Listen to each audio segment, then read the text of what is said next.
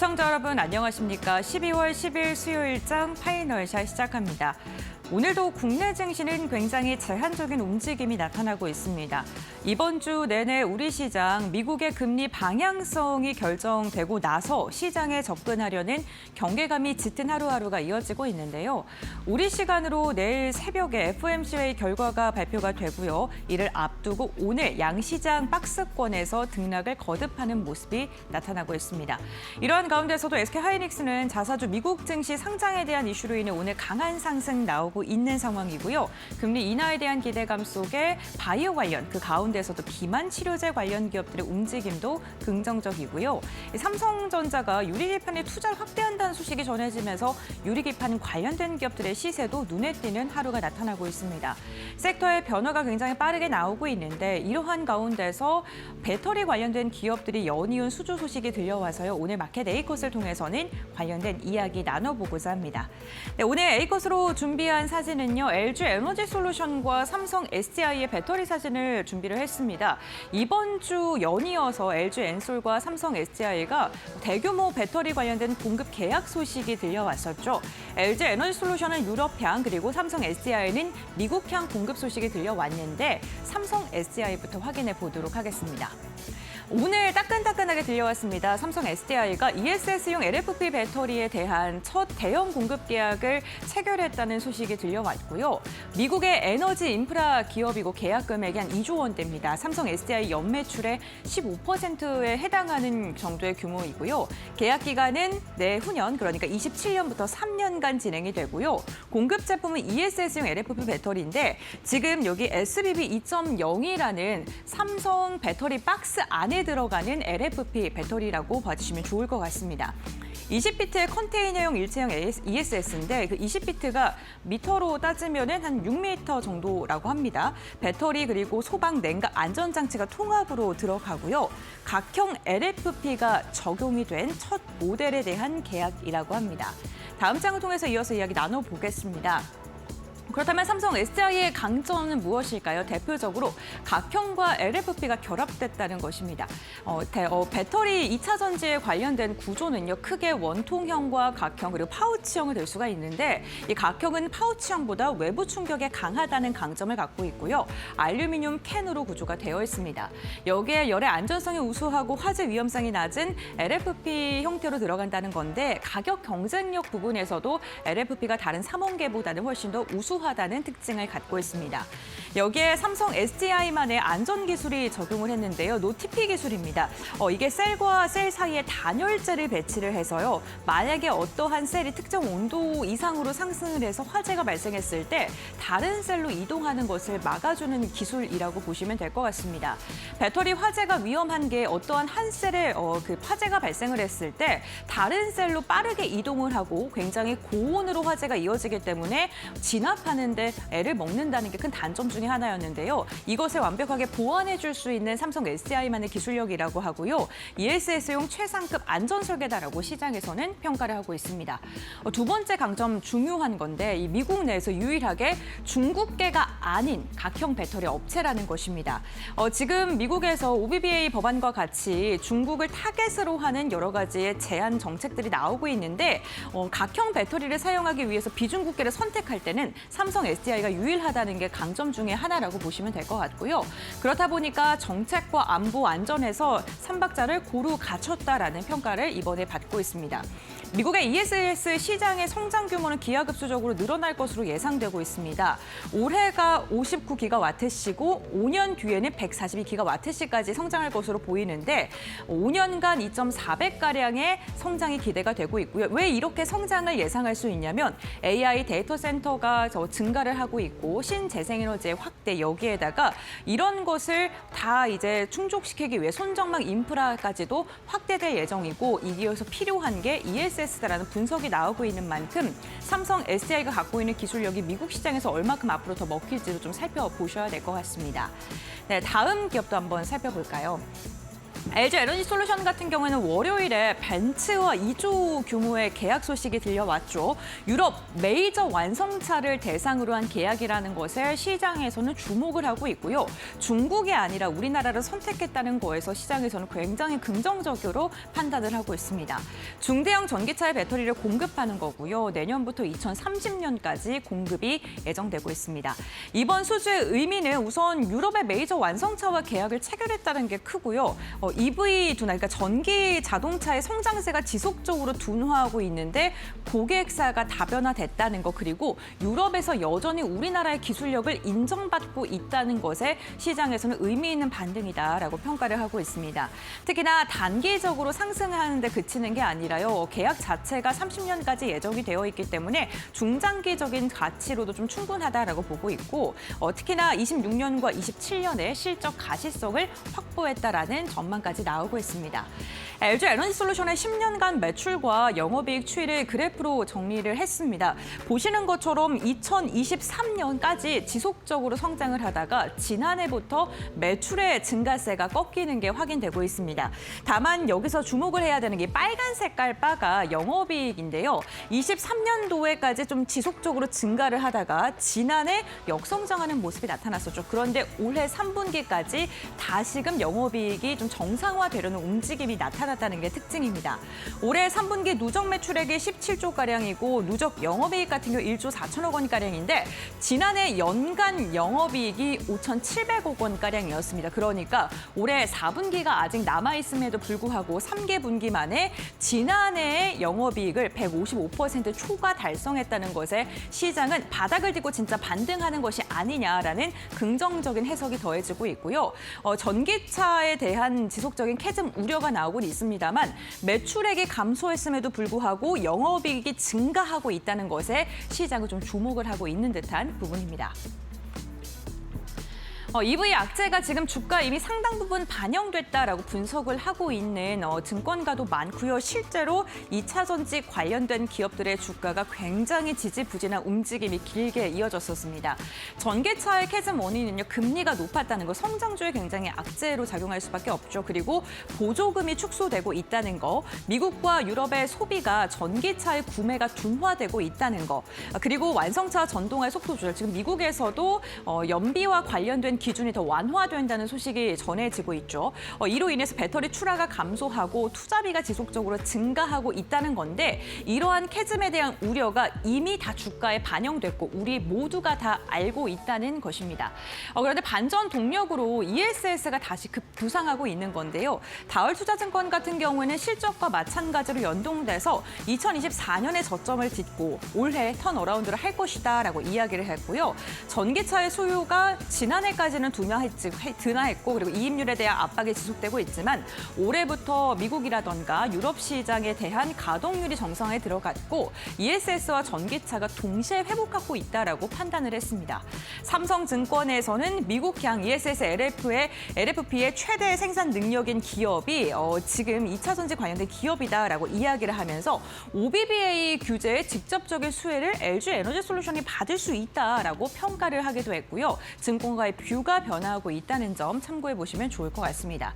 특히나 전기차 부진에 대한 이슈가요. 시장에서는 그게 크게 영향을 미치지 않습니다. 11월에 미국의 완전한 전기차의 판매율이 43% 역상장한 것으로 확인되고 있는데 ESS의 증가 그리고 원자재 가격의 반등의 시장에서는 더 주목을 하고 있고요. 오히려 이 부분이 상당 부분 주가의 하락을 방어해주고 있는 상황입니다. 특히나 이 2차 전지가 전기차에서 ESS 로봇으로 축이 이동을 하고 있는 거고요. 앞으로 로봇 시장이 점점 더 커지면 커질수록 2차 전지는 주목받을 수밖에 없습니다. 피지컬 AI가 확산되면서 ESS의 직접 수요는 증가할 수밖에 없는데 ESS 용량이 한 2배 정도 더 증가할 수밖에 없는 구조이고요. 또 피지컬 AI를 미리 시뮬레이션하기 위해서는 여러 가지 큰 데이터가 필요한데 이게 ESS의 수요 증가로 이어질 수 있다는 거고요. 휴머노이드 로봇이 또 배터리 신규 수요로도 주목받고 있습니다. 로봇 같은 경우에는 전략 품목으로 지금 등재가 되어 있고 미국에서는 탈중국을 위한 공급망을 좀 강화하고 있는데 여기에 국내 기업들이 수혜를 받을 수 있는 상황이고요. 로봇용 배터리는 작아야 되고 또 출력도 좋아야 되고 안전성도 좋아야 되고 신뢰성도 있어야 되는데 그런 기술력을 갖고 있는 글로벌 기업이 국내에 있다라는 게 시장의 주목도입니다. 다음 장을 통해서 이어서 이야기 나눠보겠습니다. 다만 2차 전지 관련된 기업들 마냥 긍정적인 이야기만 있는 건 아닙니다. 하나증권은 지금이 저점을 통과했고 현재 구간에서는 떨어지는 것보다는 상방의 방향성이 훨씬 더 크다라고 이야기를 하면서 원자재 가격 반등과 ESS 수요 확대 그리고 전기차의 둔화 리스크가 이미 반영된 것을 이야기를 들었습니다. 하지만 하나투자증권에서는요. 고정비와 LFP의 전환은 시간이 조금 필요한 순서가 있다라고 이야기를 했고요. 단기적으로 북미 LFP ESS의 모멘텀도 제한적이다라고 조금은 신중하게 접근하려는 움직임이 나타나고 있습니다. 에코프로 그룹주들이 헝가리라던가 양극재 공장을 신규로 짓고 있는데 이게 고정비 부담, 실제로 실적으로 이어지기까지는 시간이 필요하다라는 거고요. 그때까지는 2차 전지를 조금 더 여유롭게 바라봐야 된다라는 증권가의 뷰도 있으니까요. 참고해 보시면 좋을 것 같습니다. 과연 2차 전지 관련 기업들 신사업에 대한 기대감과 함께 주가의 상승을 지속할 수 있을까요? 저희와 함께 지켜보시죠. 네, 마켓 앵커 이렇게 브리핑 마무리하도록 하고요. 그렇다면 이 시간 우리 시장은 어떻게 움직임을 가져가고 있는지 함께 알아보도록 하겠습니다. 김주영 아나운서가 전해드립니다. 네, 시장 2시 10분 구간 지나가고 있습니다. 시장 흐름 같이 체크해 보시죠. 내일이죠. 이제 미국의 금리 결정이 하루 앞으로 다가왔습니다. 이번 주 FOMC를 지켜보면서 시장은 관망세가 짙은 모습인데요. 오늘 오전장에서도 국내 증시는 쉬어가는 모습이 연출되면서 혼조세를 보였습니다. 현재 구간에도 이 혼조세 계속해서 이어지고 있는 모습들 확인되고 있고요. 그래도 외국인들의 매수세가 소폭 늘어나고 있다는 점은 긍정적일 것 같습니다. 일중 흐름 통해서 좀 더 자세하게 체크해 보시죠. 코스피 먼저 확인해 보시면은요. 오늘 코스피 상승으로 출발했지만 오전장에 한 차례 출렁임이 연출이 됐습니다. 일중 저점이 4,128포인트를 터치해냈고요. 그래도 오후장 들어서면서 이 낙폭을 다소 축소해 나가는 모습이 연출되기도 했었는데 현재 다시금 약세로 전환한 모습 확인되고 있습니다. 코스피 안에서 오늘 시가총액 상위 종목들 대부분 파란불을 켜고 있지만 SK 하이닉스의 경우에는 급등세를 이어가고 있는데요. 어제부터 들려왔던 소식이죠. 이 미국의 ADR 상장을 검토 중이다라는 보도가 나오면서 시장에 투심이 쏠리고 있습니다. 현재 코스피의 경우에는 4,139포인트 선 지나가고 있다는 점 체크해 보시죠. 이어서 코스닥도 열어보겠습니다. 네, 오늘 코스닥은 일중 고점을 점차 높여가고 있는 모습입니다. 현재 구간 코스닥은 936포인트 지나가고 있는데요. 이 코스닥 연중 고점이 937포인트, 지난 12월 4일이었는데 약 1포인트가량 차이가 나면서 고점 부근에서 현재 움직임이 나오고 있습니다. 이번 주 그리고 오늘 고점을 넘어설 수 있을지 지켜보시면 좋을 것 같고요. 수급적인 부분들도 체크해 보겠습니다. 오늘 선물 시장에서는 외국인들은 순매도, 또 기관은 순매수 포지션을 취하고 있는데 현물 시장에서는 다소 반대되는 모습들이 나타나고 있습니다. 유가증권 시장에서 외국인들 2,400억 원 이상 순매수 포지션 취하고 있고요. 기관의 경우에는 900억 원 이상 팔자세를 이어가고 있습니다. 오늘 외국인의 경우에는 전기전자 업종을 중심으로 담아내고 있고요. 오전장에 잠시 매도 포지션을 취하기도 했는데 오후장 들어서면서 이 매수폭을 확대해 나가고 있는 모습 확인되고 있습니다. 이어서 코스닥도 체크해 보시죠. 네, 오늘 코스닥 시장에서도 외국인들은 순매수 포지션 취하고 있습니다. 700억 원 이상 담아내고 있고요. 기관은 300억 원 이상 팔자세 이어가고 있습니다. 개인의 경우에는 방향성을 지금 탐색하고 있는 모습들까지 체크가 되고 있습니다. 오늘 시장에서 키워드들 어떤 것들 많이 검색되고 있는지도 체크해 보겠습니다. 네, 첫 번째 키워드는 로봇인데요. 빠르게 순환매가 돌고 있는 시장이죠. 오늘은 로봇주들이 강한 흐름을 가져가고 있습니다. 내년 이 트럼프 행정부에서 이 로보틱스 관련한 행정명령에 서명할 것이다라는 전망이 나왔던 가운데 오늘은 테슬라 관련 소식이 전해졌습니다. 이 휴머노이드 로봇 옵티머스가 내년 8월에 양산에 돌입할 수 있다라는 전망이 나온 상황이고요. 해당 휴머노이드 로봇의 경우에는 옵티머스 3로 불릴 것으로 보입니다. 관련한 소식들 전해지면서 오늘 로봇주들 국내 증시에서도 강한 흐름 가져가고 있는데요. 현재 구간 체크해 보시면은요. 유일 로보틱스 6%가량 상승하고 있고요. 클로봇의 경우에는 오늘 52주 신고가 경신을 내면서 6%대 강세 흐름 이어지고 있습니다. 유진 로봇 5% 강세 흐름 확인되고요. 원익홀딩스 2.9%, 레인보우 로보틱스도 2.5%가량 상승하고 있습니다. 네, 이어서 다음 키워드 열어보겠습니다. 네, 다음 키워드는 유리기판 확인됩니다.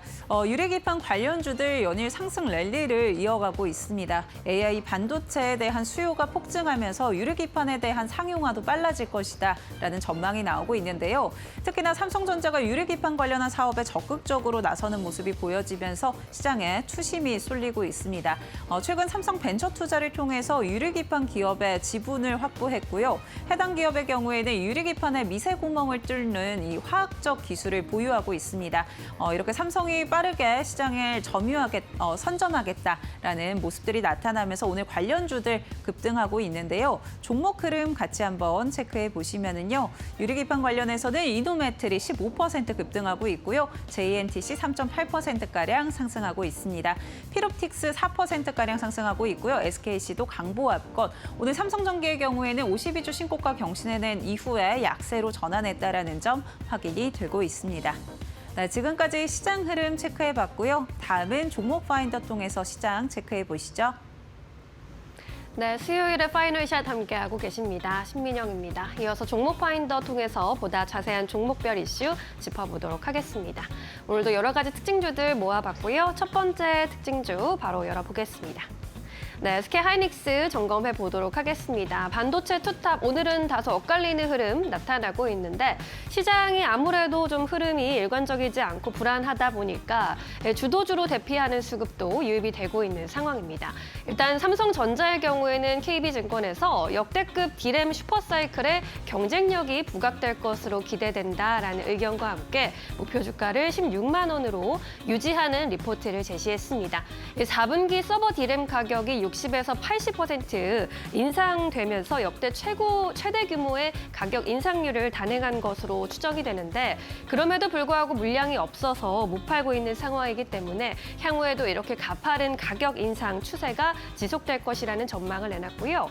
내년도 수요가 40% 증가한 반면에 공급 20%에 그쳐 있는 상황이기 때문에 공급 부족 해소는 어려울 것이라는 관측입니다. 이에 따라 주가 재평가도 본격화될 것으로 내다봤고요.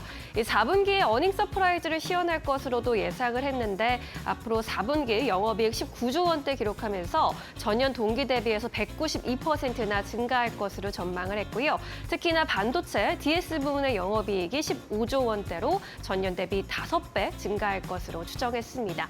D램 분야의 영업이익률도 53%로 전년 동기 대비 21%포인트나 급증할 것이다라는 전망을 내놓은 상황입니다. SK 하이닉스의 경우에는 오늘 삼성전자 대비해서 더 많은 수급을 받아가고 있는 상황인데 미국의 ADR을 발행 추진한다라는 소식이 오늘 시세에 영향을 주고 있습니다.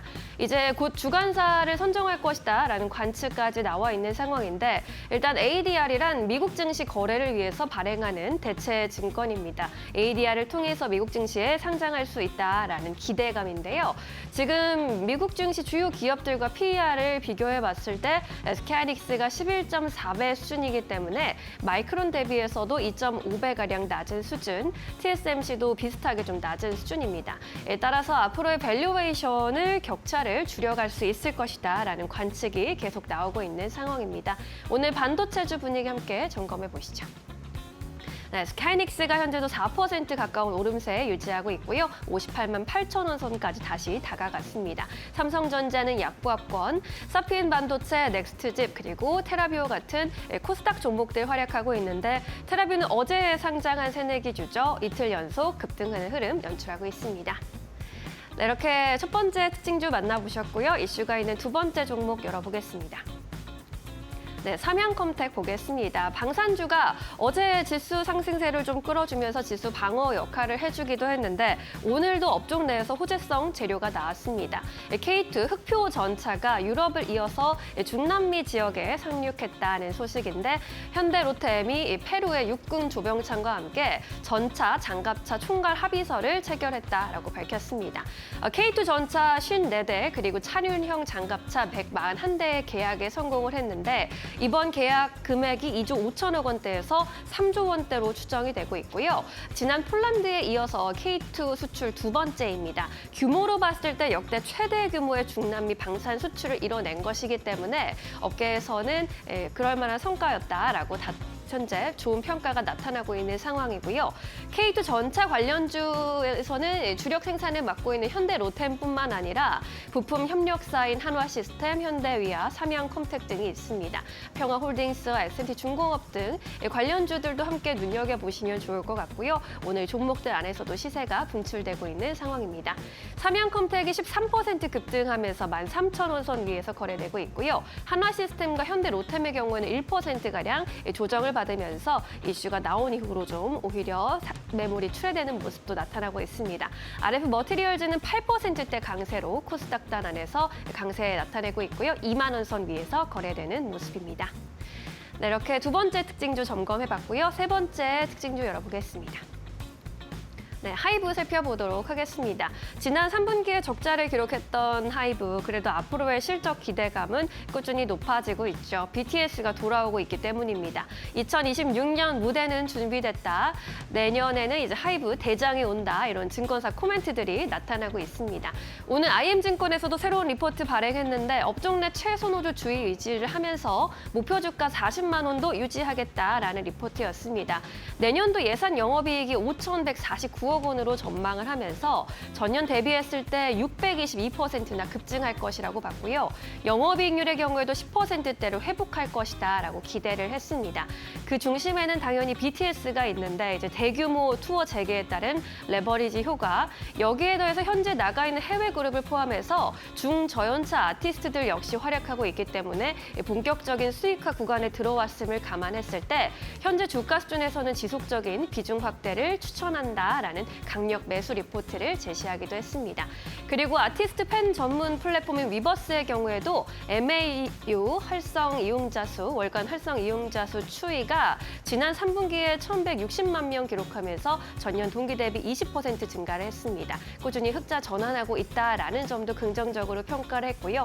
BTS의 컴백과 함께 위버스의 실적에도 긍정적인 효과가 있을 것이라는 분석을 내놨습니다.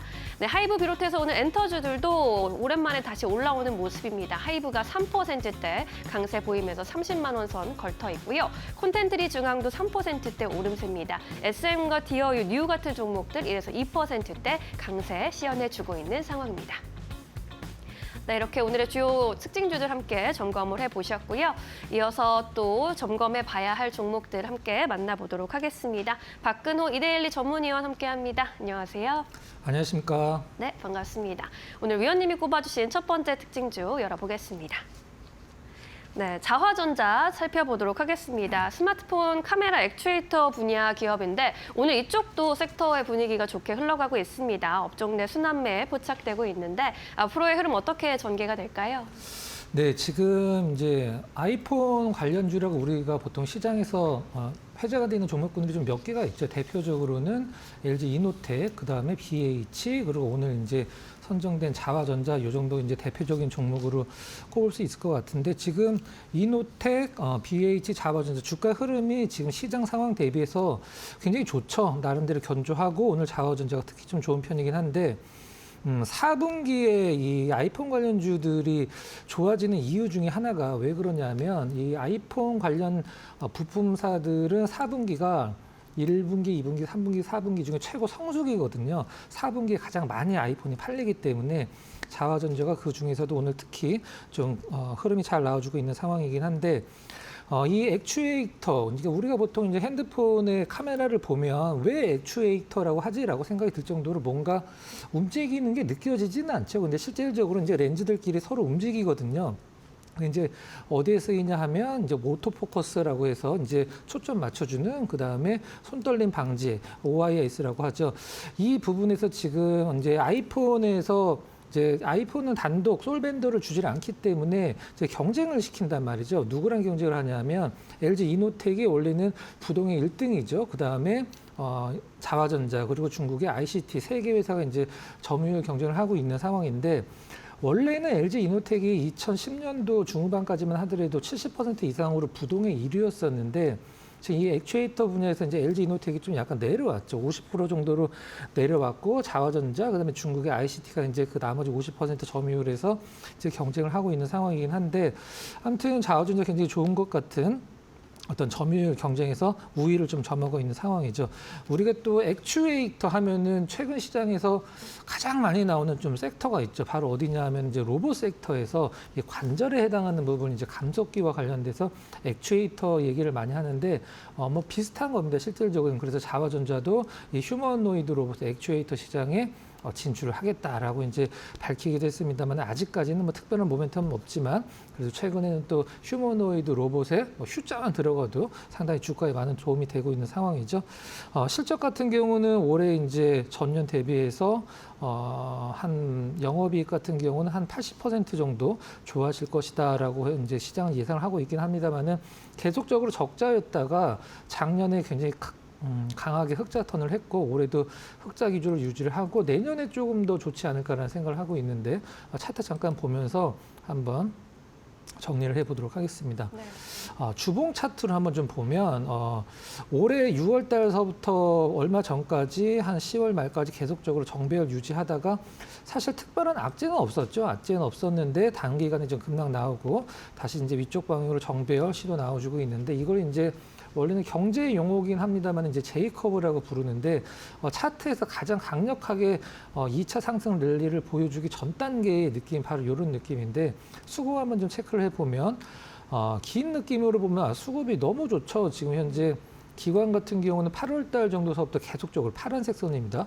꾸준하게 매수를 해주고 있고 외국인들 같은 경우도 계속적으로 이제 중간중간에 약간 좀 매도도 나오긴 합니다만 긴 추세는 외국인과 기관 모두 매수 추세를 유지를 해주고 있고 어제 오늘 이제 이틀 동안 우리가 보통 얘기하는 동시 순매수가 좀 들어주고 있는 점 상당히 좋은 느낌이고 오늘 거래량이 상당히 많은 편이긴 한데 윗꼬리가 좀 달려서 좀 아쉽다라고 이제 생각을 하실 수도 있긴 합니다만 우리가 보통 장대 양봉에서 윗꼬리는 다음 날 나올 매물이 좀 먼저 나왔다 이런 식으로 이제 표현을 하기도 하고 분석도 하거든요. 개인적으로는 이제 시세가 내년까지 조금 더 계속 될 거라고 생각을 하고 있고 LG 이노텍이 특별히 꺾이지 않는다라고 하면 오늘 말씀드리고 있는 자와전자도 뭐 긍정적인 주가 흐름 충분히 예상해 볼 수 있다 이렇게 정리를 해보도록 하겠습니다. 네, 자와전자 만나봤습니다. 이제 장기적으로 스마트폰 중심에서 휴머노이드 로봇 분야로 포트폴리오 다각화해 나가고 있고 이에 따른 실적 성장도 기대되고 있는 상황입니다. 수급 상황까지 꼼꼼히 체크해 보시기 바라겠습니다. 이렇게 첫 번째 특징주 정리해봤고요. 이어서 두 번째 특징주 분석해 볼까요? 네, STI 살펴보도록 하겠습니다. 이제 얼마 전에 반도체 부품 관련해서 장비 수주 소식 전해지기도 했고 현재 흐름은 어떻게 보고 계실까요? 네, 지금 현재 이제 삼성전자, 하이닉스의 흐름을 반도체 이제 2선에 있는 반도체 장비 기업들이 잘 따라가고 있는 상황은 아니죠. 만약에 장비 기업들이 한 10개 정도 된다라고 하면 5개 정도는 고점에서 밀려 있고 한 4개 정도는 아마 고점에서 횡보를 하고 있는 듯한 느낌을 주는 게 대부분인데 STI가 뭐 증권사들에서 이제 올해 4분기 그리고 내년 상반기까지 반도체 장비사들 중에 최선호주로 꼽히는 이유가 따로 있었죠. 근데 이번에 나온 뉴스는 거기에 이제 플러스 알파의 이제 호재라고 보시면 될 것 같은데 이제 반도체를 전 세계에서 가장 많이 수출하는 나라가 어디냐라고 물어보면 아마 우리 이제 시청자 여러분들이 아마 한 100분 중에 99분은 대한민국이요라고 이제 생각을 하실 수도 있는데 반도체를 가장 많이 수출하는 나라는 중국입니다. 실질적으로는. 중국이 이제 수출하는 반도체 중에 상당히 많은 부분을 차지를 하고 있는 게 바로 전력 반도체라는 부분인데 그 전력 반도체라는 거는 이름에서도 쓰이듯이 이제 전력이 많이 소모도 하고 쓰이는 곳에 쓰이는 반도체이긴 합니다만은 열이 많이 나다 보니까 그 방열 부품을 만들 수 있는 어떤 장비 라인이라고 보통 표현을 하면 될 것 같아요. 그 라인을 이제 STI가 수주를 한 거죠. 보통 쾌거라고 표현할 정도로 상당히 노력을 기울였던 부분이 이제 성과가 나오고 있는 부분이긴 한데 꽤 크죠. 수주 금액이 1,000억이 조금 못 미치는 978억 정도로 수주를 했는데 27년도까지 일단 계약 기간은 돼 있다는 점.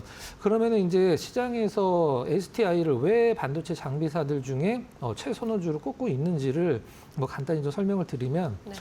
STI는 보통 뭐 한양 ENG와 더불어서 이제 인프라 장비 쪽이거든요. 인프라 장비라는 것은 우리가 보통 반도체 공장을 증설을 하거나 새로 짓거나 하면 가장 먼저 필수적으로 들어가야 되는 기초 설비라고 보시면 될 것 같아요. 우리가 보통 CCSS라고 표현하기도 하는데 그것과 관련돼서 지금 뭐 마이크론이나 뭐 삼성전자나 하이닉스가 증설이나 아니면 신규 공장을 새롭게 만드는 부분들이 많으면 당연히 STI의 실적이 올라가겠죠. 그 부분을 한번 체크를 해보면 하이닉스 지금 뭐 청주 쪽도 굉장히 좋긴 합니다만 용인 클러스터 새로 들어가는 부분, 그다음에 삼성전자, 하이닉스 이제 둘이 합쳐서 이제 미국 공장, 그다음에 그 다음에 가장 좀 중요한데 마이크론은 이제 싱가포르 HMB 최첨단 패키지 공장 요 부분이 이제 STI의 뭐 확실한 뭐 우리가 흔히 얘기하는 먹거리다 이렇게 좀 표현을 좀 하고 싶은데 실적을 뭐 본다라고 하면 올해는 그렇게 뭐 만족할 만한 실적은 아니긴 합니다만 내년에 우리가 보통 이런 식으로 표현을 많이 하죠.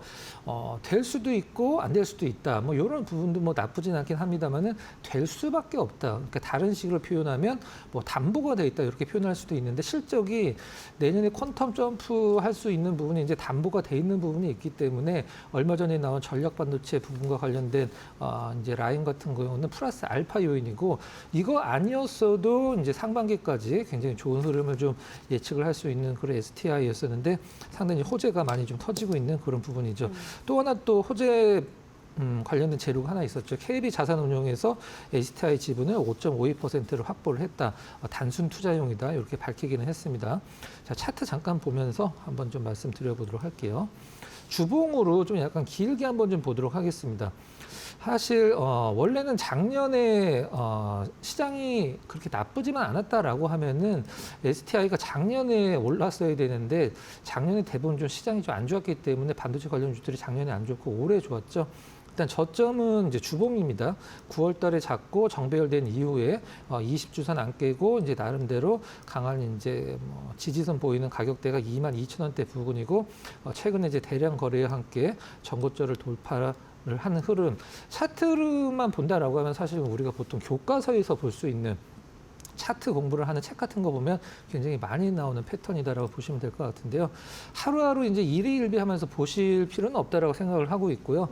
외국인 기관이 어제 이제 전일이죠. 동시 순매수 들어왔다가 오늘은 외국인은 조금 약간 차익 실현, 기관은 이틀 연속 순매수 보여주고 있는데 오늘 고점에서 밀려 있는 부분 아쉬워할 필요 전혀 없고요. 뭐 한 2, 3일 정도 약한 가격 조정과 기간 조정 준다 하더라도 윗방향 충분히 열어놓고 내년 상반기까지 조금은 시간을 갖고 봐도 상당히 좋은 어떤 뭐 종목 중에 하나가 아닐까라는 생각을 좀 하고 있습니다.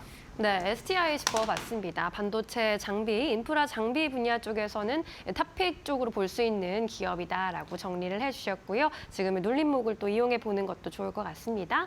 함께 두 개의 특징주 정리해봤고요. 오늘의 포착주 여쭤보도록 하겠습니다. 오늘 오랜만에 저희 코너 나와주셨는데 어떤 종목 알려주고 가시겠어요? 네, 오늘 바닥권에서 강하게 좀 턴어라운드를 보여주고 있는 종목 IS 동서를 한번 준비를 좀 해봤습니다. 네. 자, IS 동서 우리가 뭐 다들 아시겠습니다만 이제 건설 회사로 아시고 계신데 2010년도 중후반까지만 하더라도 우리나라에서 이제 비대를 가장 많이 만들고 수출도 하는 이제 기업이었어요. 이제 매각을 했죠. 비대 쪽은 이누스라는 이제 상표를 달고 만들었었는데 지금은 이제 건설이랑 콘크리트 부분만 남아 있는 상황인데 제가 오늘 IS 동서를 왜 이제 관심주로 포착주로 이제 선정을 했냐면 실적이 굉장히 안 좋습니다. 근데 실적이 굉장히 안 좋은데 그 안 좋은 실적이 확실하게 턴어라운드 할 수 있는 어떤 요건이 갖춰졌다라고 하면 안 좋은 실적과 함께 같이 내려온 주가는 상당히 매력을 느낄 수 있는 가격대로 이제 보일 수 있는 부분이 있기 때문에 IS 동서를 준비를 했는데요. 3분기 실적 뭐 전년도 대비해서 매출 영업이익 30%, 63% 감소를 했다. 우리가 흔히 좀 가장 쉽게 표현하면 좀 실적이 좀 박살이 좀 났죠. 근데 건설 부분은 굉장히 안 좋긴 했습니다만 그나마 좀 버틸 수 있는 부분은 콘크리트 부분에서 상당히 좋은 퍼포먼스를 냈는데 그러면 IS 동서 일단 경기 이제 건설 경기가 안 좋은 건 누구나 다 아는데 내년 상반기까지 꼭 봐야 되는 이유를 하나 제가 확실한 걸 하나 좀 설명을 드려보도록 하겠습니다. 우리가 보통 건설회사들이 시공만 하는 것과 이제 시행과 시공을 같이 하는 경우가 있는데 시행과 시공을 같이 할 때는 우리가 이제 자체 산업이다 이렇게 표현을 하는데 지금 경북 경산에 사시는 분들은 굉장히 좀 낯익은 단어일 수도 있는데 펜타일스라고 이제 그 IS 동서가 지금 내년에 지금 분양을 준비를 하고 있는 것 같은데 내년 이제 분양을 들어가는 펜타일스 W라고 굉장히 고급 아파트가 있거든요. 이제 최고층 59층까지 올라간 아파트인데 이게 이제 뭐 시공은 하더라도 시행이 분양이 안 되면 어쩌냐라고 생각하실 수도 있는데 굉장히 지금 뭐 인기가 높은 부분이라고 제가 확인을 좀 하고 와서 설명을 드리는 건데 이게 시공에서 어떤 그 규모라고 봐야 될 3.5조 원짜리 굉장히 대규모 공사예요. 그러니까 3.5조 원 공사가 시작서부터 끝에까지 뭐 몇 년 걸리겠죠. 근데 이게 이제 IS 동서에 매년 미니멈으로 잡았을 때 한 1,300억 정도 보통 떨어지는 공사라고 이제 보통 시장은 분석을 하고 있는데 그렇다라고 하면 IS 동서가 과거의 실적을 뭐 거의 뭐 회복을 한다라고 봐도 문제가 없는 어떤 규모라고 보시면 될 것 같은데 정리를 좀 하면 경남의 펜타힐스 W가 3.5조 원짜리 대규모 공사인데 이거는 이제 시행과 시공을 IS 동서가 같이 하기 때문에 한마디로 이제 영업이익과 어떤 매출 규모에서 상당히 좀 도움이 많이 되는 부분이다 이렇게 보시면 될 것 같아요. 차트 잠깐 보면서 말씀드리고 이제 가격적인 전략 말씀드리도록 하겠습니다.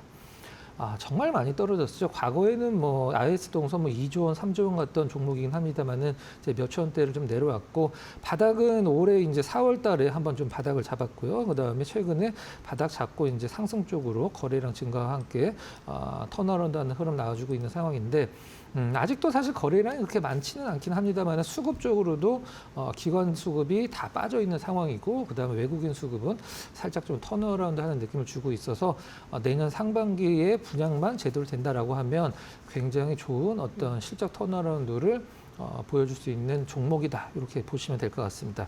네. 자, 가격적인 전략은 지금 가격이 2850원이죠. 뭐 21,000원 밑에는 뭐 특별한 의미는 없으니까 21,000원 밑에서 모아가는 전략 말씀드리도록 하고요. 목표 가격은 25,000원으로 조금 약간 높게 잡았습니다. 손절 가격은 18,000원으로 제시를 해드리도록 하겠습니다. 네, IS 동서 만나봤습니다. 내년도 실적 턴어라운드와 함께 앞으로도 주가 회복할 수 있는 여력 점쳐주셨고요. 25,000원까지 바라보도록 하겠습니다. 오늘은 여기까지 이야기 드릴게요. 고맙습니다.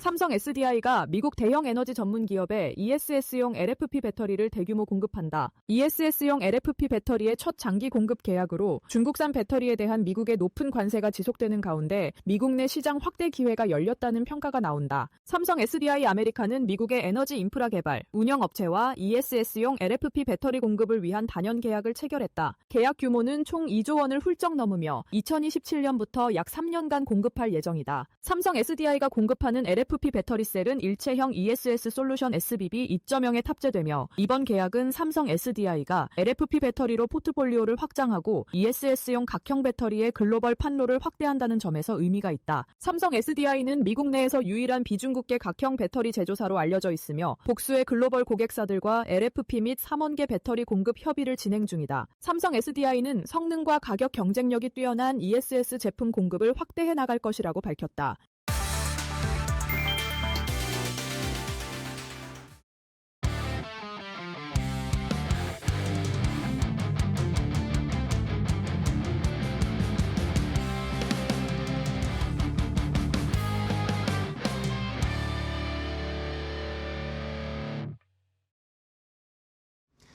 자, 코스피 5천 시대를 준비하는 말로 없는 함께 쏘아를 올릴 수 있을 만한 좋은 업종과 종목을 선택해 드리겠습니다. 이재선의 말로 없는 시즌2. 자, 오늘도 이데일리 온의 이재선 파트너와 함께 하도록 하겠습니다. 안녕하세요, 파트너님. 네, 안녕하세요. 네, 반갑습니다. 네. 자, 오늘 시장은 일단은 뭐 FOMC 회의를 앞두고 있으니까 네. 우리도 그렇지만 뭐 미국에서도 간밤에 별로 재미가 없었고 네. 뭐 일본 시장도 별로 재미가 없고 뭐 내일을 좀 확인을 해봐야 될 것 같긴 합니다. 뭐 내일 신경 안 써도 되나요? 예, 뭐 저는 신경을 별로 안 써도 될 것 같다라고 그래요? 말씀드리고 있고 이번 주에도 그래서 시장은 여러분 뭐 별로 재미 없을 거니까 네, 그리고 말씀하셨죠. 변동성은 제한적이라서 뭐 내만여의 날이라고 해서 뭐 변동성이 심할 겁니다라고 이제 뭐 책 보듯이 책에서 읽듯이 말씀하시는 분들이 분명히 많이 나올 텐데 이번엔 변동성이 적은 만기일이니까 신경 안 쓰셔도 됩니다라고 예, 제가 그쵸. 네, 누누이 말씀드렸기 때문에 왜냐하면 외국인들이 포지션을 많이 정리하고 매도 포지션을 쌓아놨다라는 건 변동성을 죽이겠다라는 뜻이에요. 뭐 장중에 한 번 정도는 이제 프리미엄을 살려서 이제 잠깐 이렇게 뭐 한 템포 이제 수익 챙기는 구간은 나올 수 있지만 제가 계속 말씀드리지만 기관과 외국인 올해 목표한 펀드 수익률은 훨씬 더 초과를 했을 겁니다. 그래야 정상입니다. 왜냐하면 작년에 목표치가 다들 3천 될까 말까였는데 지금 뭐 4천까지 올라와 있는데 목표치를 돌파 못했다라고 하면은 그거는 문제가 굉장히 큰 펀드입니다. 그런 펀드는 바로 이제 여러분들이 응징을 하셔야 되지 않나 싶고요. 예, 대부분이 이제 초과 달성을 해서 물론 여러분들이 만족할 만한 수익이냐라고 하면 그건 또 이제 개개인별로 다를 수 있겠지만. 대부분이 이제 증권사나 외국인 이제 증권사 입장에서는 당연하게 이제 초과 달성을 한 상황이다. 굳이 크게 뻥튀기를 할 이유가 없어요. 올해 같은 경우에는 연말은 안정적으로 수익을 그 안전하게 이제 보존하고 가는 이런 전략이 맞지 않나 싶습니다. 그래서 오히려 이번 만기일 같은 경우에는 뭐 장중에야 뭐 잠깐 뭐 프리미엄 한 번 살릴 수는 있겠지만 그렇다고 해서 뭐 시장이 이렇게 급변할 정도로 움직이지는 않을 거라고 생각하니까 별로 신경 쓰지 마시고 FOMC 같은 경우도 이미 여러분들 거의 뭐 90% 정도는 이제 금리 인하, 25bp 인하로 알고 계시니까 이게 시장에 또 이미 반영이 됐어요. 지난달 말부터 해서. 네, 그래서 우리 뭐 양극화 현상이 있었죠. 빅컷이 있었고 금리 동결이 있었는데 결국에는 중간에서 만날 가능성이 제일 크지 않겠느냐. 우리 9월 점도표를 생각하면 되지 않겠느냐라고 누누이 말씀드렸는데 다 반영이 돼 있습니다. 그래서 오히려 뭐 폭풍전야냐라고 생각하시는 분들인데 아니에요. 그냥 고요한 밤입니다. 그렇게 편하게 보시면 되지 않을까 싶습니다. 네, 알겠습니다. 뭐 내일 뭐 금리 내리겠죠? 내리는 네네. 거 보면서 어떻게 또 시장이 바뀌는지 한번 보겠습니다. 너무 걱정할 필요는 없으니까 한번 기다려 보겠습니다. 자, 그러면 기다리면서 저희는 또 좋은 업종 종목을 골라야 되겠죠. 말로 홈런 쏘아 올릴 수 있을 만한 4번 타자 업종. 오늘은 어떤 걸 볼까요? 오늘 이번 주는 계속 CES 저희가 대비하고 있잖아요. 네. CES 대비하고 있는데 이 중에서 또 혁신상을 또 가장 많이 받은 섹터가 또 하나 있습니다. 뭐죠? 온디바이스 AI입니다. 온 디바이스 AI. 네. 좋습니다. 그래서 뭐 얼마 전에도 여러분들 모두가 이제 깜짝 놀란 구글 TPU 사건 네. 아실 거예요. 제미나이 3와 함께 등장을 해가지고 나노바나나 프로랑 해서 이제 우리의 이제 일상생활을 다시 한번 또 즐겁게 또 만들어준 네. 계기가 되었었는데요. 그래요. CES 뭐 개최된다라는 일정이나 이런 거는 제가 이번 주에 계속 네. 올려드리고 있으니까 체크하시면 될 것 같고 이 다이브인이 올해 2025년 아니겠습니까? 내년이 아니라 올해고 내년 2026년은 이 다이브인이 구체화되는 시기다라고 말씀을 드렸죠. 이 구체화된다라는 것 자체가 기존에는 AI, 챗봇 이거밖에 우리가 몰랐었는데 이제 휴머노이드로 가기 위한 중간 단계 그리고 자율주행으로 가기 위한 중간 단계 그리고 통신 서비스로 가기 위한 중간 단계 우주항공으로 가는 중간 단계 계속 중간 단계의 절차를 밟으면서 뭐가 생기냐 맞춤형 반도체가 나온다는 거예요. 아까 말씀드렸던 구글의 TPU 거의 글로벌 쇼크를 주다시피 엔비디아의 GPU를 이제 대체할 수 있는 거 아니냐. 추론 쪽은 오히려 더 유리하고 가격도 낮고 전력 소모량도 적고 지금 전력난 때문에 굉장히 어려움을 갖고 있는데 이런 부분에서 많은 장점을 가지고 있다라는 거죠. 그래서 구글 TPU를 봤는데 그 전에 또 보면 또 아마존 같은 경우도 2개를 가지고 있는데 최근에 이제 트레이니엄을 공개를 했죠. 그래서 트레이니엄 같은 경우도 그래도 GPU보다 추론적으로 나은 것 같은데라는 얘기가 나오고 있고 테슬라도 사실 삼성 파운드리가 죽어 있다가 갑자기 대형 공급 계약 나오면서 이제 테슬라냐 아니냐 얘기하고 추론하고 있었는데 일론 머스크가 나와서 나야라고 공개를 해버렸죠. 그래서 이 텍사스 공장이 이제 일론 머스크하고도 이제 굉장히 가깝기 때문에 본인이 직접 가서 진두지휘하면서 우리한테 좀 맞춰서 해달라. 말 그대로 맞춤형 그대로 아니겠습니까? 삼성전자와 함께 테슬라도 준비하고 있고. 이 M7 기업들이 다 준비를 하고 있고 여기에 브로드컴이 또 핵심을 차지하고 있다는 부분을 작년부터 계속 알려드렸었는데 이제 그 부분이 현실화가 되기 시작한 거예요. 그러니까 이런 분야에서 이제 내년 CES 같은 경우도 그러면은 어느 쪽에다 혁신상을 줘야 되느냐 봤더니 관련 쪽으로 해가지고 많은 기업들이 좀 제출을 했다라는 거 보시면은 여러분들이 온디바이스 AI가 기존에는 말로만 나오고 사실 조금 부족했다라고 하면은 이제는 아예 일상생활 속으로 침투할 수 있는 방향으로 이제 가는 중간 단계 정도는 되지 않겠느냐라고 보면은 내년부터가 진짜인 거고 그리고 지금 AI의 성장 속도, 발전 속도, 침투 속도가 우리가 생각한 것보다 더 빠르다라는 걸 생각하셔야 돼요. 네. 저는 중간 단계라고 얘기했지만 내년 말 갔을 때는 이 정도면 쓸만한 데가 될 수도 있단 말이에요. 그러니까 여러분들이 한 해 한 해 그리고 반년마다 굉장히 크게 바뀌고 있는 이 시장에 적응해 나가야 된다라고 다시 한번 말씀드리면서 온디바이스 AI 오늘 재미있는 종목들 많이 가져왔으니까 관심 가져보시기 바랍니다. 알겠습니다. 자, 이렇게 온디바이스 AI, CES를 대비해서 온디바이스 AI가 더 부각될 것이다. 네. 지금은 AI의 뭐 초기 단계다라는 그런 이야기 많이 하는데 내년에는 결국에는 이제 실전으로 가는 중간 단계의 결과물들이 많이 나올 겁니다. 그러면 자연스럽게 맞춤형 반도체, TPU, 뭐 테슬라는 AI5, 6 칩, 뭐 이런 것들이 계속 부각받겠죠. 자, 좋습니다. 그러면 종목을 오늘 재밌는 종목들 많이 가져오셨다고 해주셨으니까 기대가 더 되는데 네. 자, 그럼 온디바이스 AI 첫 번째 종목으로 어떤 걸 가져가 볼까요? 큰 종목, 안타 종목으로, 일루 출루 어떤 종목으로 할까요? 안타 종목은 그래도 또 재미있는 삼성전자. 그렇죠. 언제나 재밌죠. 네, 삼성전자는 너무나 즐겁지 않습니까? 우리나라 네. 1위 기업이고 전 세계를 호령하는 기업인데 HBM 쪽에서 뒤쳐져가지고 좀 힘들었었단 말이에요. 그런데 브로드컴 같은 경우는 삼성전자가 공급을 많이 할 수밖에 없다라고 제가 누누이 말씀드렸습니다.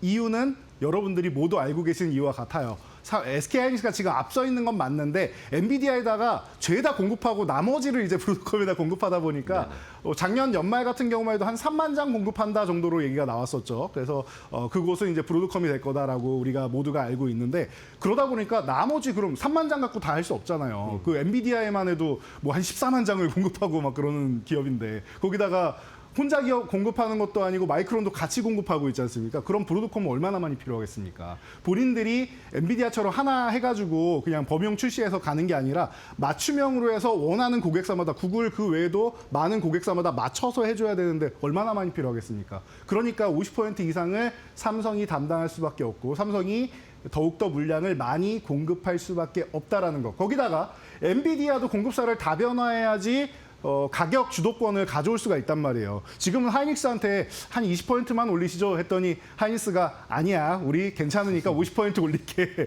라고 배짱 있게 나가고 있잖아요, 하이닉스가. 우리 너네 아니어도 팔 때 있는데 그래도 우리 계속 함께하는 파트너니까 50%만 올릴게 라고 얘기한단 말이에요. 세대가 바뀌었으니까요. 그렇다라고 하면 삼성전자가 더더욱 시장에 침투하기 좋은 여건이 마련돼 있다. 그리고 반도체의 캐파 자체는 삼성전자가 제일 크다라는 건 누구나 알고 있는 사실입니다. 그렇다라고 하면은 삼성전자의 폭발적인 HBM, 이 맞춤형 시장의 수혜 같은 경우에는 여러분들이 의심하지 않아도 된다. 게다가 최근에 말씀드렸던 유리기판부터 시작해서 소캠이나 CXL 같은 경우도 차세대 반도체들도 길이 열려 있고 아직까지는 좀 먼 일인 것 같지만 HBM의 이제 낸드 버전인 HBF도 지금 열심히 연구를 하고 있다라고 하니까 그렇게 된다라고 하면 미래 먹거리가 계속 쏟아져 나오는 거예요. 매년 쏟아져 나온다라고 생각할 수 있을 정도니까 여러분들이 삼성전자 그동안 이제 뭐 10만 전자 앞두고 한동안 쉬면서 여러분들이 아이고 하이닉스한테도 지쳐지고 뭐 하는 거야라고 한탄하신 분들 많았을 텐데 지금 사도 되냐라고 하면 저는 아직도 유효합니다. 매달 월급 타서 이제 사도 됩니까 하시는 분들 매달 월급 타서 사시면 되고 조정 받을 때마다 이 음봉 나올 때마다 모아가는 전략 유효하다고 보고 있습니다. 알겠습니다. 자, 안타 종목으로는 뭐 삼성전자를 소개를 해주셨어요. 최근에 TPU 이야기가 나오니까 네. 오히려 말씀해 주신 것처럼 TPU의 수혜주를 따지고 보면 브로드컴이고 또 그 브로드컴 아래에 삼성전자고 이런 이야기 많이 나오죠. 네. 작년만 해도 삼성전자만 쳐다보시는 분들이 대부분이었는데 1년 만에 환골 탈퇴했습니다. 삼성전자 내년에도 한번 기대해 보도록 하겠고요. 자, 그럼 이번에 온디바이스 AI 빠른 종목으로 가겠습니다. 2루타 종목은 뭘로 볼까요?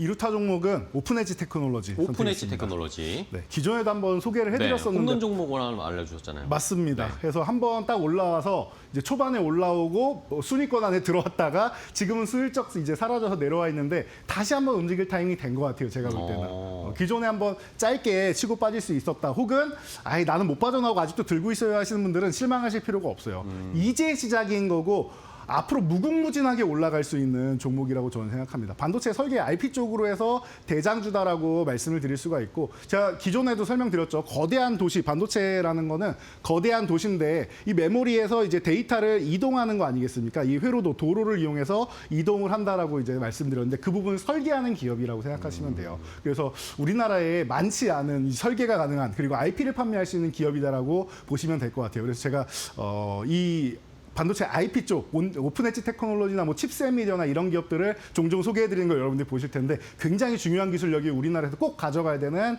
기술력이 아닌가 싶습니다. 그래서 뭐 AI는 물론이고 자율주행이나 5G나 뭐 여러 가지 측면에서 시간적, 금전적 그리고 전력적 효율화가 이루어진다라는 걸 생각한다라고 하면은 오픈엣지 테크놀로지 제가 볼 땐 지금이 오히려 적기가 아닌가 싶습니다. 한 번 움직이면은 좀 탄력적으로 움직일 수 있는 종목이니까 지금부터 해서 1월, 2월까지 한번 노려볼 수 있지 않을까 싶습니다. 네, 알겠습니다.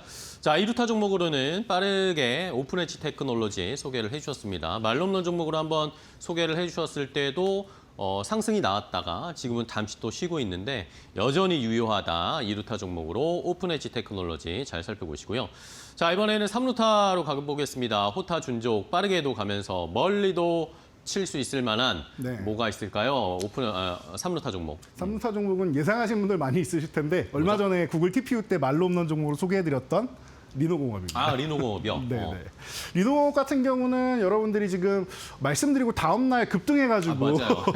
그 다음날 네. 급등이 나왔습니다. 그래서 전날 종가에 못 샀어요. 혹은 조금밖에 못 샀어요 하시는 분들 분명히 많이 계실 맞아요. 겁니다. 네. 그런 분들은 지금이 오히려 기회가 되지 않나 싶습니다. 제가 분명히 이렇게 말씀드렸습니다. AS 해드릴 때 바로 튀어 올라도 괜찮다. 65,000원 정도까지 눌리면은 그때부터 음목 나올 때마다 사시면 됩니다라고 말씀을 드렸는데 64,000원 아래로 지금 향하고 있죠. 그렇다라고 하면 이 구간이 너무나도 예쁜 가격권이라고 생각하시면 돼요. 제가 이렇게 예쁘다라고 계속 표현했던 종목 레인보우 로보틱스 있죠. 그쵸. 지금 어떤 모습을 보이고 있는지 여러분들이 다들 알고 계실 겁니다. 그렇게 예쁜 기업으로 해서 리노공업이 있지 않나 싶어요. 그래서 리노핀 이 소켓 쪽으로 해서 ISC하고 동시에 같이 뛰어 올랐는데 액면 분할한 다음에 주가가 굉장히 못 가고 쉬고 있었어요. 보통 분할을 하거나 이제 무증을 하거나 하면은 이제 소화 기간이 한 3개월에서 6개월 정도, 이제 3개월, 6개월, 좀 길어지면 12개월까지 걸리는데 이 종목은 6개월 정도 돼서 이제 기간 종료 끝날 때가 됐습니다. 근데 바로 다음날 움직였죠. 그러게요. 시장이 알고 있는 겁니다. 구글 TPU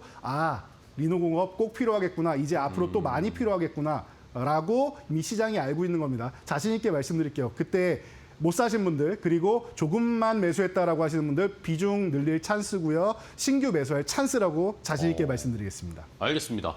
자, 리노공업 그 당시에도 말씀을 해주셨는데 그 다음날 바로 튀어 올라가가지고 저도 네. 놀랐어요. 이재선 파트너님 말씀해 주셨는데 그 다음날 바로 올라가네. 근데 이제 말씀해 주신 것처럼 시청자분들 아직 못 사신 분들이나 조금 더 담고 싶다, 네. 추가 매수하고 싶다 하시는 분들은 지금이 또 좋은 기회다라는 거. 리노공업 또 코스닥 시총 상위주라서 네. 저 코스닥 시장 이 부흥 정책에 또 수혜도 받을 수 있을 거다라는 의견들도 많습니다. 자, 3루타 종목까지 봤습니다. 저희가 이렇게 온디바이스 AI 관련된 종목들 하나씩 보고 있는데요. 말로 없는 종목 보기 전에 그동안 저희가 알려드렸던 또 말로 없는 종목들의 랭킹을 확인해 봐야 되겠죠. 오늘도 1위부터 10위까지 체크해 보겠습니다. 네. 뭐 보면은 순위는 그대로인데 에코프로만 계속 숫자가 바뀌고 있는 것 같아요. 네, 3일째 그러게요. 첫 등장하고 나서 3일째 계속 숫자가 올라가고 있는데 지금 뭐 50%에 육박하는 이제 수익률이 나오고 있습니다. 조금만 더 올라가면 이제 말로 홈런을 달성할 뭐 그 정도까지 돼요. 13만 원이 말로 홈런이니까 13만 원 중요하다고 했습니다. 13만 원에 도달하게 되면은 그 구간에 한번 저항을 받을 수 있는데 만약에 넘어간다 그때부터 시작이에요. 거기까지 올라간 거는 이제 그냥 한 걸음 내딛었다 정도로 생각하시면 되고 그때부터는 한 걸음 지난 다음에 도움 닫기 끝난 다음부터 그때부터 뛰기 시작한다고 달리는 생각하시면 건가요? 되니까 내년에 제가 기대감이 굉장히 높다라고 누누이 말씀드리고 있는데 2차 전지주들은 여러분 포트폴리오 한 종목 꼭 들고 가셔야 되고 그리고 다음 페이지까지 보면은 레인보우 로보틱스, 유로보틱스 이렇게 로봇주 있고 그리고 뭐 많은 종목들이 있는데 하이젠 RM도 있고 가장 많은 종목이 로봇주죠. 그러게요. 2차 전지에 이어서 로봇주 하나 꼭 들고 가야 된다라고 말씀을 드렸습니다. 이 개념 기본적으로 알고 가시고 바이오주까지 해서 이렇게 가져가시면 이게 성장주 포트폴리오라고 생각하시면 돼요.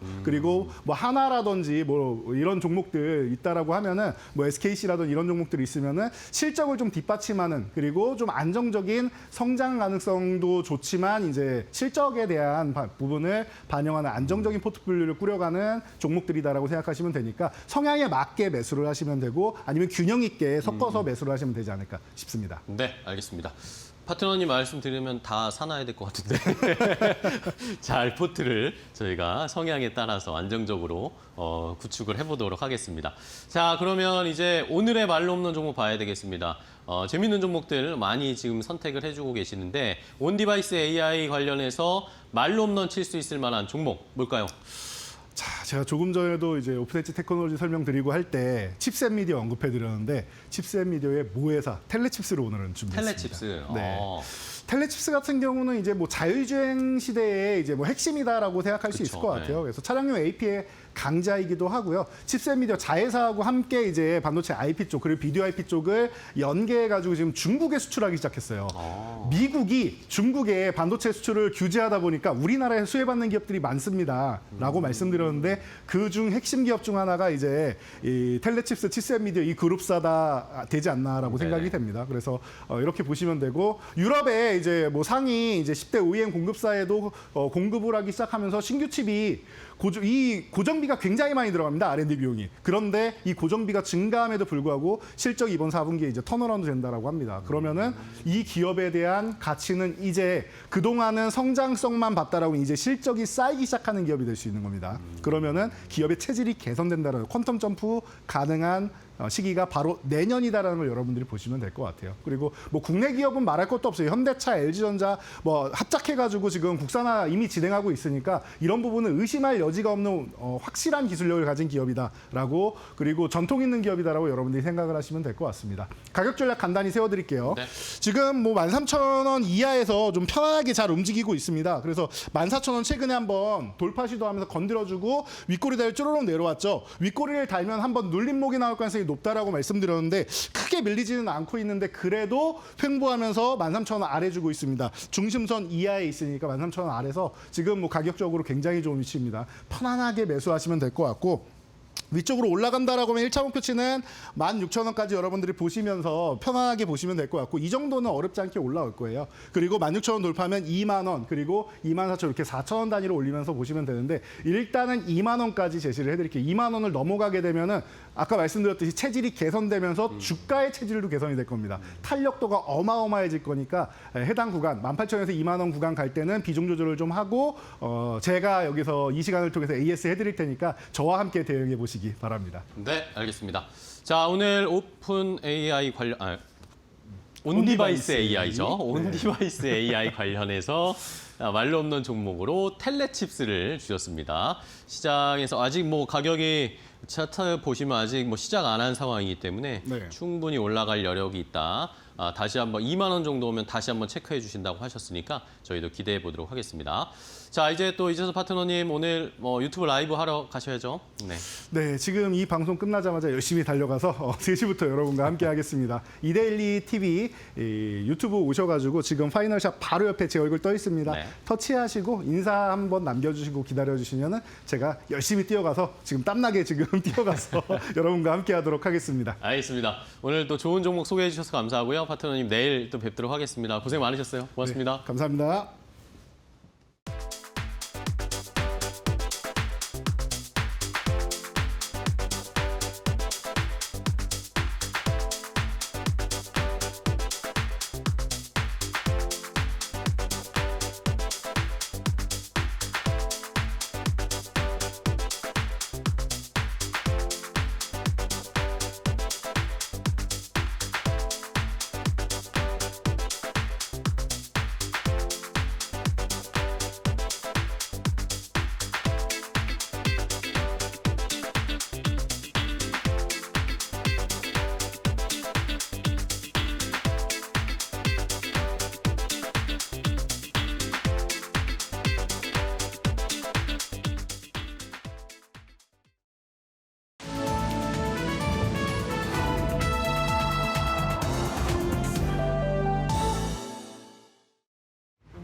증시 날씨 전해드리는 마켓에더 김수현입니다. 오늘 우리 증시 날씨는 FOMC 금리 결정 인하를 하루 앞두고 숨고르기 장세를 보이고 있습니다. 코스피 지수, 코스닥 지수, 양지수 모두 보합권에서 등락을 오가고 있는데요. 저 자세한 시장 분위기 종목별 날씨 보시면서 살펴보시죠. 오늘 반도체주 그 안에서도 SK하이닉스가 강세를 보이고 있습니다. SK하이닉스는 최근에 이 미국 증시의 ADR 형태로 상장을 계획하고 있다는 소식이 들려오면서 오늘 SK하이닉스 주가가 불기둥을 세우고 있고요. 이어서 오늘 배터리주 같은 경우에는 삼성 SDI가 미국의 대형 에너지 전문 기업의 ESS용 LFP 배터리를 대규모로 공급한다는 소식이 섹터 전반에 온기를 불어넣고 있습니다. 유리기판주는 어제에 이어서 오늘도 강한 햇살을 받고 있습니다. 최근 삼성전자가 이 유리기판주 중후 엠텍에 투자를 했다는 소식 속에 오늘 유리기판주도 어제 이어서 강세 보이고 있고요. 이어서 스마트글래스 같은 종목 같은 경우에는 오늘 그 관련주 안에서 이 사피엔 반도체가 중국의 독점을 깨고 메타가 개발하고 있는 스마트글래스에 부품을 공급한다는 소식이 오늘 스마트글래스 관련주의 투심을 자극하고 있습니다. 이어서 방산주도 오늘 햇살 받아가고 있고요. 면역항암제주 같은 경우에는 이 영국 런던에서 10일부터 12일까지 이 예스모 면역 종양학회가 열립니다. 관련해서 국내에서는 이뮤논시아 그리고 ABL 바이오가 수혜를 볼 것으로 전망을 하고 있습니다. 이어서 오늘 주목해봐야 할 증권사의 리포트들도 함께 살펴보시죠. 우선 오늘 삼성전기 최근 52주 신고가 랠리를 이어가고 있습니다. 오늘 대신증권에서는 내년도에 MLCC를 기반으로 최대 영업이익이 전망된다며 목표가 33만 원 제시했습니다. 이어서 삼양컴텍 같은 경우에는 K2 전차 수출 기대감으로 실적이 개선될 것이라는 분석이 나왔고요. IT센글로벌은 금 가격 랠리 그리고 가상자산에 대한 기대감으로 오늘 목표가 상향 조정 리포트 나왔습니다. 계속해서 오늘 특징적인 종목들 날씨 살펴보시죠. 우선 하이브 같은 경우에는 BTS 완전체 복귀에 대한 기대감이 오늘 주가를 끌어올리고 있고요. 성호전자 같은 경우에는 이번 주 8일에 이 엔비디아의 자회사 멜로녹스에 납품하는 이 ADS 테크를 인수했다는 소식 속에 오늘 3거래일 연속 뜨겁게 시세가 분출되고 있습니다. 계속해서 특징적인 종목들 함께 살펴보시죠. 오늘 더 핑크퐁 컴퍼니 같은 경우에는 넷플릭스의 탑10에 이 핑크퐁과 아기상어가 진입했다는 소식 속에 주가가 오랜만에 햇살이 들고 있고요. 마지막으로 보실 종목은 페스카로입니다. 오늘 코스닥에 데뷔했다는 소식 속에 오늘 폭염같이 뜨거운 데뷔전을 치르고 있습니다. 이상 12월 10일 증시 날씨 전해드렸습니다.